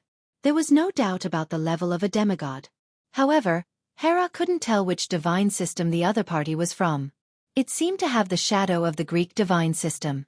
She could also see traces of the Egyptian divine system. She couldn't make a judgment for a while. Thea had transformed into a hero spirit several times. She had already converted all the divine power. Without tracing back to the source, she couldn't see clearly. Right now, she was like a newly born demigod. Even Hera, who grasped the authority of the gods, couldn't see through her origins. However, the arrogant Hera still glanced at her. "You can't save them, even with the help of that Amazon." Hera glanced at the two demigods. On the other side, the Supergirl was completely ignored by her. "How about we go outside the island to fight? It's hard to fight here." Thea didn't like the environment of Paradise Island. Once she entered, more than half of her magic power was sealed. However, her physical fitness was still there. She didn't know if the restrictions on the island were loosened or if it was Hera's doing. Plus, she didn't want to fight with Hera. It was meaningless. If you want to kill the firstborn, go ahead. As long as you don't involve Diana, you can fight freely behind closed doors. However, the other party didn't intend to be kind at all. Hera sneered and took out a dark brown seal with lightning engravings. She crushed it with a malicious sneer. Thea, who could be called a great sorcerer in ancient times, immediately sensed that the anti-magic enchantment of Paradise Island had lost its effect. Her supervision magic power was restored. Chapter 488. What followed was a heart-palpitating pain, but this feeling came and went quickly. Thea realized that something was wrong and hurriedly retreated. She saw the Amazons with arrows and guns lying on the ground. Hippolyte was half kneeling on the ground, and even Diana was holding on with a painful expression. This was a special countermeasure set up to target the enchantment of Paradise Island and its residents. Thea instantly understood that the heart-palpitating feeling was because she had also lived on the island for half a year. However, this little magic impact was nothing to Thea, and she returned to normal in 2 breaths. Now, only Supergirl and herself were in good condition. "How are you?" Thea had no time to care about the people on Paradise Island. She first checked on Diana. She tried to use a few healing spells, but unfortunately, the effect was not great. The opponent targeted the entire island, and the closer the connection with the island, the greater the damage. The female warriors directly fainted. Antiope and Hippolyte were barely conscious, but the two of them could not recover their combat power in a short time. With Thea's continuous healing and a part of her willpower, Diana's condition was slightly stabilized, but she could not fight for a long time. You rest first, leave this to me. She, who had fully recovered her magic, did not mind fighting a few rounds with Hera. Just when Thea was about to open her mouth to ask for a fight, Apollo stood up proudly and said without turning his head, "Hera, you still like to use those little tricks. Are these mortals worth my effort? Or are you at the same level as them? Apollo, you have to respect me. I am the queen of gods." Hera felt that Apollo's words were too harsh and roared with extreme dissatisfaction, but her voice was a little weak. Apollo snorted coldly and looked at the enemy opposite him. He shook his head at the pale face of Diana, and ignored Supergirl. He looked at Thea with some curiosity. "Your strength is not bad, do you want to be my opponent?" Thea did not mind fighting a few rounds with him. She could more or less absorb sunlight, but the effect was not as strong as the Kryptonians. However, if she were to face Apollo, then Hera, who was proficient in magic, would naturally be left to Supergirl. This wasn't the best plan. Thea sneered. "Beat my sister first. Kara, teach him a lesson." Ah! Apollo wasn't the only one who was surprised. Even Supergirl herself was a little surprised. That purple-skinned guy in front of her looked so arrogant. Could she do it? "Don't worry, he's no match for you." When Thea saw the bitter look on Supergirl's face, she hurriedly cheered her on. Then, without giving her any time to react, she pushed her out. Other than the Parallax monster that had wreaked havoc in Seaside City and the giant Axeman's attack, this could be said to be Supergirl's third serious battle. She clenched her fists tightly, and her chest, which was not considered large, appeared slightly curved due to her deep breaths. After a period of hard training by Fiora, Supergirl's fighting style was finally starting to look a little better. She was no longer using the standard farmer fighting style of the Iyer family. Instead, she was now in an offensive and defensive posture, waiting for the enemy to attack first. Ha ha! Supergirl's slightly nervous look made Apollo laugh. He laughed while pointing at Supergirl. "A child. They actually sent a child to be my opponent. Pay attention to the strength of your attack. Just kill a mortal and leave the rest to me. I want to properly deal with them," Hera said fiercely. Apollo shook his head with some pity. He looked at Supergirl, who was so nervous that her eyes were a little straight. What value did an opponent like her have to prove that she was worthy of inheriting the throne of the God King? It was extremely boring. He originally thought that there would be a big battle on Paradise Island, but he didn't expect Hera to use her ultimate move. Apollo was very frustrated that he couldn't show off his power as the sun god. He swung his hand and a scorching ball of light was thrown at Supergirl. In Apollo's impression, no mortal could withstand his attack. He lost interest and walked back. However, after taking 2 steps, he realized that something was wrong. He stopped and turned around abruptly. When the dust settled, he saw that Supergirl was still in the same position. Apollo's attack was fast and ruthless. She didn't even have time to react before she was hit. However, the opponent's fierce attack didn't hurt Supergirl. She wasn't very sensitive to her own energy. She only vaguely felt that she had gained some benefits. But how was this possible? This purple-skinned guy in front of her was obviously very powerful. Why didn't he hurt her? Supergirl, who had little combat experience, didn't think about the problem of sunlight.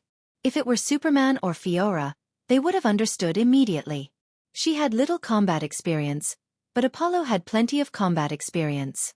However, he didn't know about the Kryptonians. Looking at Supergirl cautiously guarding against her, she, who believed herself to be intelligent, was truly confused. She, who had been through hundreds of battles, was very certain that she had hit her opponent. However, seeing that Supergirl was completely unharmed, she couldn't help but wonder what was going on. Since he couldn't figure it out, he decided to fire again. This time, Apollo was serious. He bent his body slightly, bent his arm, and made a gesture of accumulating energy. Then, he raised his right hand. A dark yellow energy beam filled with a lot of light and heat was thrown at Supergirl. This time, it wasn't a sudden attack. Supergirl reacted quickly. According to her previous combat experience, she should have retaliated or dodged the attack with heat rays. However, her combat instinct told her that she didn't need to retaliate. She just needed to take the attack head-on. It was safe and harmless. Supergirl, who was very simple, was confused. However, relying on combat instinct was the style of the Iyer family. Without thinking, she closed her eyes and slammed into the energy beam head-on. Boom! There was a loud bang. Apollo was completely dumbfounded when he saw that Supergirl was once again unscathed except for a little bit of mess on her body. He had already predicted several possible responses from her, such as dodging or counterattacking. These choices were not strange at all. However, Supergirl's reaction really surprised him. How did she deal with it? She was stunned for a moment and chose to use her body to take the attack head-on. Apollo didn't know what to say. Thea saw this scene and laughed out loud. Diana, who also knew about the Kryptonian's characteristics, also smiled. At this time, she realized that her opponent's attack couldn't hurt her. Instead, it replenished her energy. Supergirl was simple, but she wasn't stupid. She also guessed that her opponent's attack had something to do with the yellow sun.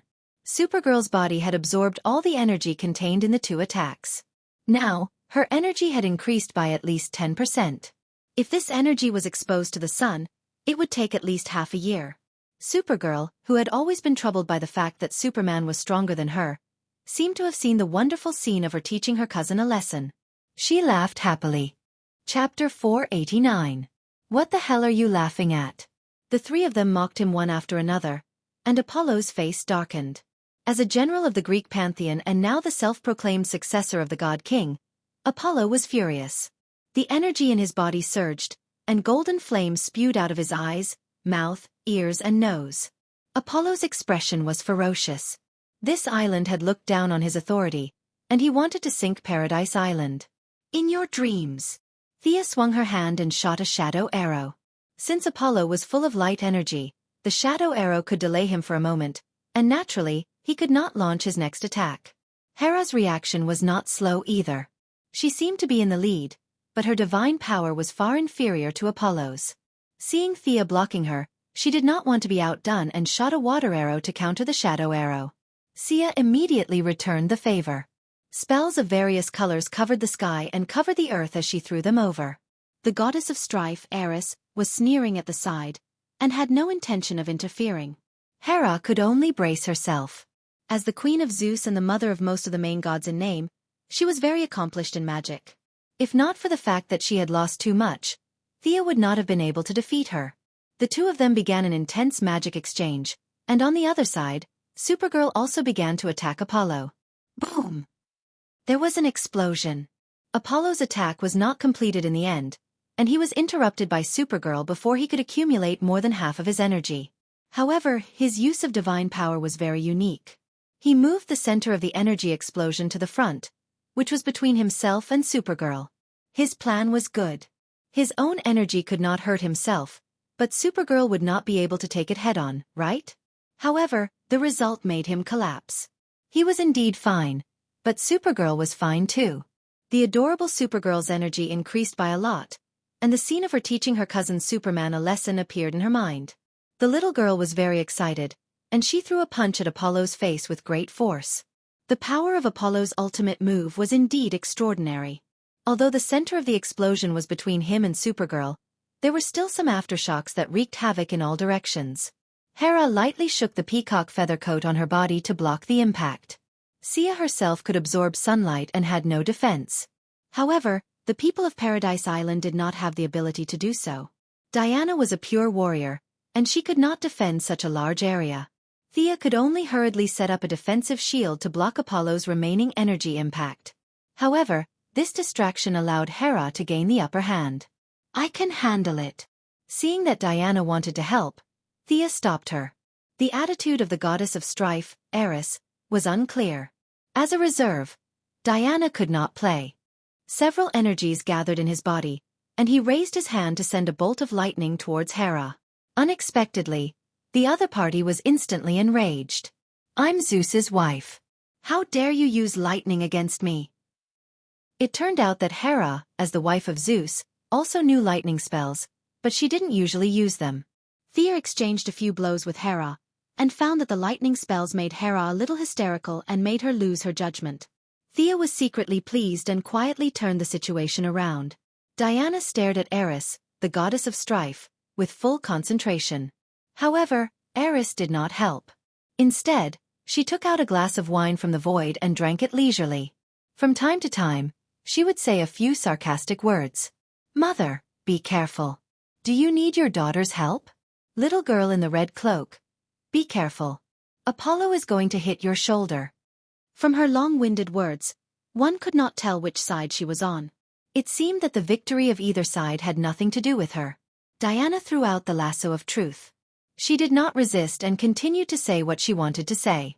If one did not consider that her power was much higher than the rule of truth, it meant that every word she said was true. She wanted to instigate everyone to continue fighting, and the more heated the fight, the better. When she saw that someone's momentum was weak, she would start to instigate with her 3-inch tongue. She would only stop when both sides were fighting in full swing. Diana tried to block his mouth, but it was of no use. His voice was still transmitted to the few of them. Conflict and instigation, this was her priesthood, her nature. Of the 4 people in the field, Hera and Apollo were naturally familiar with her style. Thea was bombarded by the media, but it went in one ear and out the other. Supergirl was affected a lot. Fortunately, she had the absolute upper hand, so the impact was not too great. Apollo was very depressed. With many years of battle experience, he could still see that the opponent had a physique that absorbed sunlight. Although this type of enemy was rare, it was not like he had never seen it before. Not to mention those far away. He could see that Thea also had such a physique. However, the physique that absorbed sunlight in Apollo's impression was completely different from the one in the red cloak in front of him. She absorbed it too quickly and used it at a high rate. The two of them exchanged more than 10 blows. Apollo had used up 20% of his energy, while the opponent had increased it by 20%. His own energy had become someone else's energy almost without any loss. How could he continue fighting? If Supergirl were to use energy attacks like heat rays, Apollo would be able to suck them back. However, Supergirl was determined not to let Apollo use his ultimate move. She decided to use physical attacks to fight in close combat, causing Apollo to suffer greatly. He was the sun god. In order to pursue the purity of power, he had also eliminated impurities like Thea. Now, he only had light element attacks. He could not win in close combat, and his energy attacks were absorbed. In addition, Eris would spout nonsense from time to time. Apollo was so frustrated that he wanted to bang his head against the wall. He wanted to change opponents with Thea. He had seen her physique. She could only absorb a part of the light. As long as he increased his energy output, he would definitely be able to injure her. Although it was very tiring to fight, he could at least hit her a few times. The Supergirl in front of him was beating him to the point that he could not fight back at all. Apollo hurriedly gave Hera a look. Then he despaired. Hera was burning with jealousy. God knew what she was thinking. She was fighting against Thea with lightning magic. Even if Apollo died in front of her, she would not look at him, let alone give him a look. Stupid teammate. Apollo did not know this term, but the meaning was the same. Although it would damage his dignity as the sun god, he could make a strategic change today. Apollo's only thought was whether to drag these 2 ignorant women with him or run alone. However, it was not that easy for him to run away. Diana had already seen through the situation on the battlefield. He did not have to worry about Thea and Hera for now. At their current level, they would not be able to win in 3 or 4 days. She rushed out diagonally and stopped Apollo, who was about to run away. Supergirl's combat experience was average, but Diana was a veteran. The main damage was absorbed by Supergirl. Since she had not recovered from her injuries, she stabbed Apollo in the back. It was basically a defensive warrior throwing away his shield and turning into a thief. Hermes, who had arrived late with Zola, arrived at the battlefield and saw the stalemate. Chapter 490. The sound and light effects of Thea and Hera's magic were dazzling. The whole ground was plowed by their magic. Zora's mouth was wide open. This must be a dream, right? Zola, who had never lived in the metropolis, doubted the authenticity of Superman. Were the 2 women who could summon lightning, frost, and fire real? She felt that tonight's experience was just a figment of her imagination, A nightmare that wasn't too scary. These people had pulled her here for no reason, and the main reason was that this was her dream. That was why she was here. Hermes didn't care about Zora's thoughts. It was fine as long as she was alive. The change in plan was too big. Hermes's original intention of using Zora to be friends with Diana had been extinguished. He turned to the other side, and his eyes almost popped out. He saw Supergirl and Diana pressing Apollo to the ground and beating him up like a dead dog. Was this the sun god who had fought for tens of thousands of years and was now ambitious enough to inherit the throne? Hermes's power had decreased tremendously, but his vision was still there. He could see that Diana was injured and hadn't even used half of her true power. It was the red-cloaked girl who was beating Apollo up. Was this really a normal person nowadays? She was so fast that even Hermes was surprised. There was no need to talk about her strength. He could tell just by looking at how Apollo was beaten up. Was this young girl going to kill a god? Then she would get his position as the god of speed and directly ascend to the throne? Hermes was having a headache. At this moment, Supergirl punched Apollo in the chest with great force. Apollo spat out a mouthful of golden blood. Thea, who was fighting with Hera, was instantly attracted. God's blood wasn't that easy to obtain. It was useless to her, but it was still effective for the people at home. Apollo's blood attracted Thea, and naturally, it also attracted Hermes in the sky. The sun god, who had been unharmed for tens of thousands of years, was now injured by a human. If this incident was thrown into Homer's epic, it would be several hundred words long.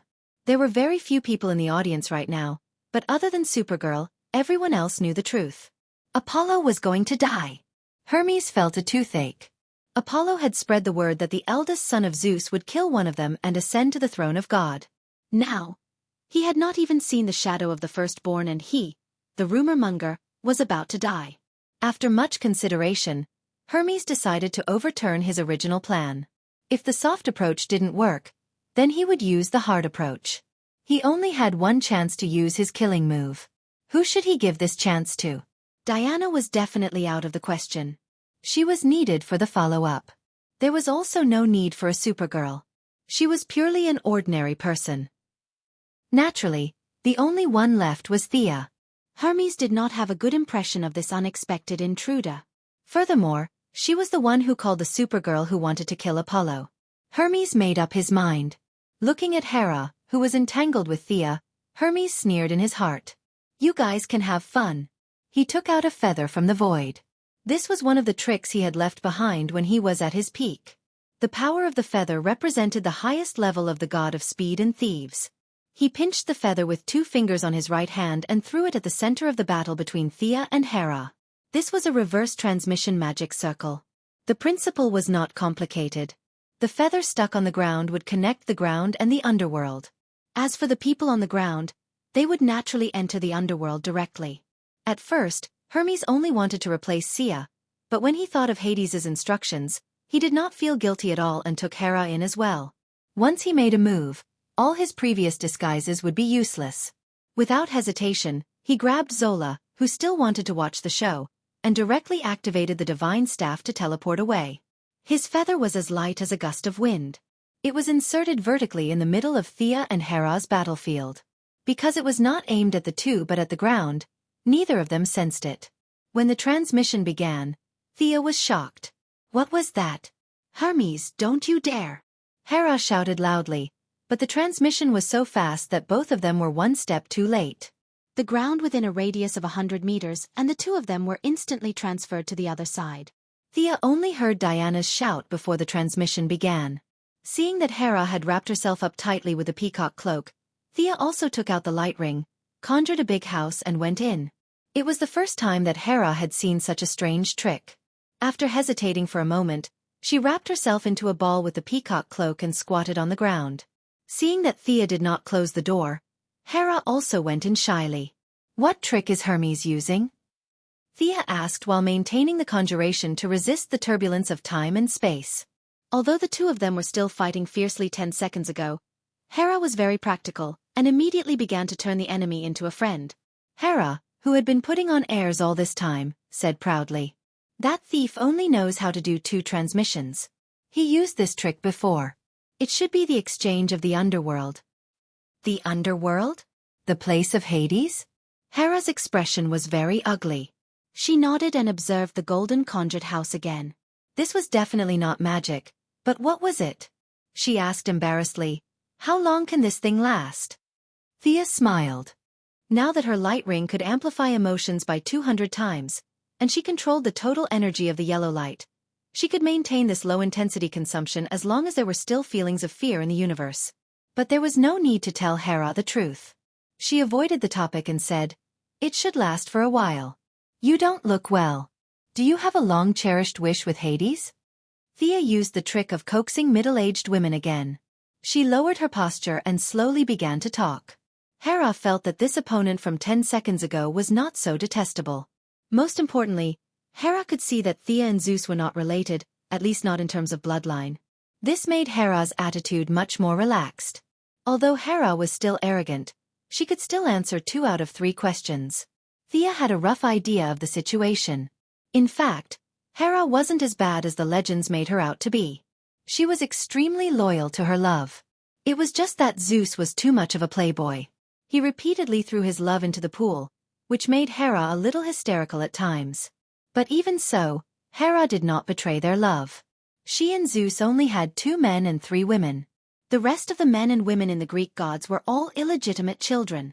Of course, this included Diana. Even the strongest woman could not bear to face the dozens of illegitimate children her husband had created for her every day. The patriarchal society ignored Hera's loyal love and forced Hera to be jealous. This was a terrible thing. Zeus, who was a playboy, was praised. Hera, who carefully protected her love, was criticized as useless. Hera, who was proud, did not bother to explain. The more she explained, the worse it got. Chapter 491. Thea could only say that every hateful person had a pitiful side to them. Zeus, who was full of love, was largely responsible for Hera's current state of disgrace. She didn't even need to put herself in Hera's shoes. Any woman with a clear mind would have done 10 times, or even 100 times worse than Zeus. She sighed and comforted Zeus, and the 2 of them tacitly raised their relationship to neutral. With a slight tremor, the vibrations around the house stopped, and the 2 of them landed on the underworld. We seem to have arrived. Do you have a way to go back? Thea put away her light ring. She was still wearing her casual outfit of a red windbreaker, black pants, and long boots. She put her hands in her pockets and looked around solemnly. She didn't know how to use her teleportation spell in this god-forsaken place. Even the basic rules of teleportation were different from those on Earth. Thea only tried twice, and layers of obscure energy blocked her spatial positioning. This is Hades's place. I've never been here before, Hera said vaguely. Thea had been trying to get information out of her, so she had a rough understanding of their relationship. Hera was in a very cliché position when it came to the appointment of the God King. Even though Thea felt that the position of the God King was most likely a trap set by Zeus, the remaining gods of the Greek pantheon had to get Hera's approval if they wanted to be the God King. The juniors had to make some deals with Hera if they wanted to be recognized. For example, the arrogant Apollo was willing to be Hera's bodyguard for once because of this reason. As Zeus's brother, Hades, the Emperor of the Sea, didn't have to go through so much trouble. They wanted to marry Hera directly, but the Queen of the Sea would definitely not agree. This was the crux of the conflict between the 2 sides. Hera was usually cooped up in Mount Olympus, so it was fine if she didn't want to. But now that she was tricked by Hermes, the 2 of them were in the underworld, so it was a little awkward. Seeing that Hera was helpless, Thea shrank her neck again. It was too cold here. The sky was gray, and so was the ground. There was a bone-piercing chill in the air. This place was not like the natural environment where it was a few dozen degrees below zero. It was literally cold, and it was indifferent to all life. It wasn't that there wasn't a way to go back. At the very least, Zeus' lightning arrow would definitely allow her to go back. If even time could travel, the small space barrier in front of her wouldn't be a problem. However, considering Hera's emotions, she decided to use another method. That was to use force. Using the prayers of all living beings to teleport the 2 of them back would consume an astronomical amount of prayers. Thea still wanted to hook up with the Origin, so she didn't want to waste her prayers here. Her plan was to modify the laws of space in a short period of time and teleport them back. Just as she was about to take action, she saw that the previously silent and gloomy space seemed to have received some kind of command, and this space was slowly coming to life. The gray clouds in the sky were gradually approaching. Upon closer inspection, they were not clouds at all. They were the skeletons of countless birds. Some of them were already badly damaged, and some of them could still be seen. Compared to the silently approaching skeletal birds, the abnormalities on the ground were more shocking. On the surrounding walls and between the rocks, there were countless filthy corpses crawling out. The ground under their feet also had countless human hands and rotting heads. There were men and women, old and young. From the eyes of the corpses, one could see only hatred. Hatred for the world. Hatred for the living. Ouch! Thea looked at the scene and felt a little depressed. The things in front of them could frighten a mortal, but for her and Hera, it was just a matter of a few fireballs. The only thing to note was that Thea had a slight obsession with cleanliness. Facing the wall full of corpses, the filthy environment, coupled with the thick smell of countless corpses, made her cover her nose. Hera, who was presented with a luxurious and elegant image, was also uncomfortable. She wrinkled her nose, squinted her eyes, and choked on the smell. What made the two of them look sideways was that countless corpses began to crazily gather again. Large masses of flesh and blood were forcefully mixed together, and countless extravasated blood was squeezed out. The gray ground was covered with a thick and dense layer of dark blood. Such a heavy taste made Thea grit her teeth. The mass of flesh and blood didn't care whether she was disgusted or not, and forcibly turned into a giant face that was dozens of meters tall. The face's outline could be seen vaguely, and the mouth opened, and a muddy voice slowly came out. Hera, are you here to be my bride? Realizing that Hera was ignoring her, Thea, who was about to pull out the peerless holy sword, stopped. Her friendship with Hera could only be described as an enemy, and was far from being friends. There was no need to stand up for Hera. As it turned out, Hera didn't intend to let Thea stand up for her. She was silent, and in an instant, her body became 50 meters tall, looking at Hades's giant face that was made of flesh and blood of the dead. Thea gave Hera a thumbs up. This move was really good, and the ability to attract hatred had reached the maximum level. After Hera became bigger, no one paid attention to a small character like her. This move had no other use except for being cool. Enlarging the body would make it easier for the opponent to attack, and it would reduce Hera's agility. At the same time, the consumption of divine power per unit of time began to increase. Thea casually looked at it and found a basket of problems. But no one paid attention to her, so she was naturally happy to watch the show. The environment in front of her was just a little dirty and smelly. Open your dirty door and let us leave. Hera didn't know how to negotiate at all, and she gave a rigid order. The only good news was that Hera had a good heart and even brought Thea along. Hades was angered by Hera's tone, and the giant face made of flesh and blood seemed to tremble a few times. Come to my throne and have a good talk. After that, the giant face of flesh and blood turned into mud and scattered on the ground. Countless corpses and zombies crawled out from the ground, and countless death knights gathered not far away. Giants that had lost their minds, and monsters that had been killed in myths and legends appeared one after another. The sea of dead covered a radius of hundreds of miles, and a small path that was as wide as two people suddenly appeared. This should be the path that led to Hades's throne. Are you really going to go there? Thea pulled Hera, who had turned back to her normal size and was about to walk in. You have a way? Hera looked at her curiously. Thea roughly explained her idea, and Hera shook her head after hearing it. Time is too tight. They won't give us much time to prepare. Thea also admitted this. Once she focused on rewriting the rules, it would take at least 2 to 3 minutes. During this time, Hera would need to fend off the monsters outside. First, there was the issue of trust. Hera was not Diana, and she would not risk her life to protect Thea.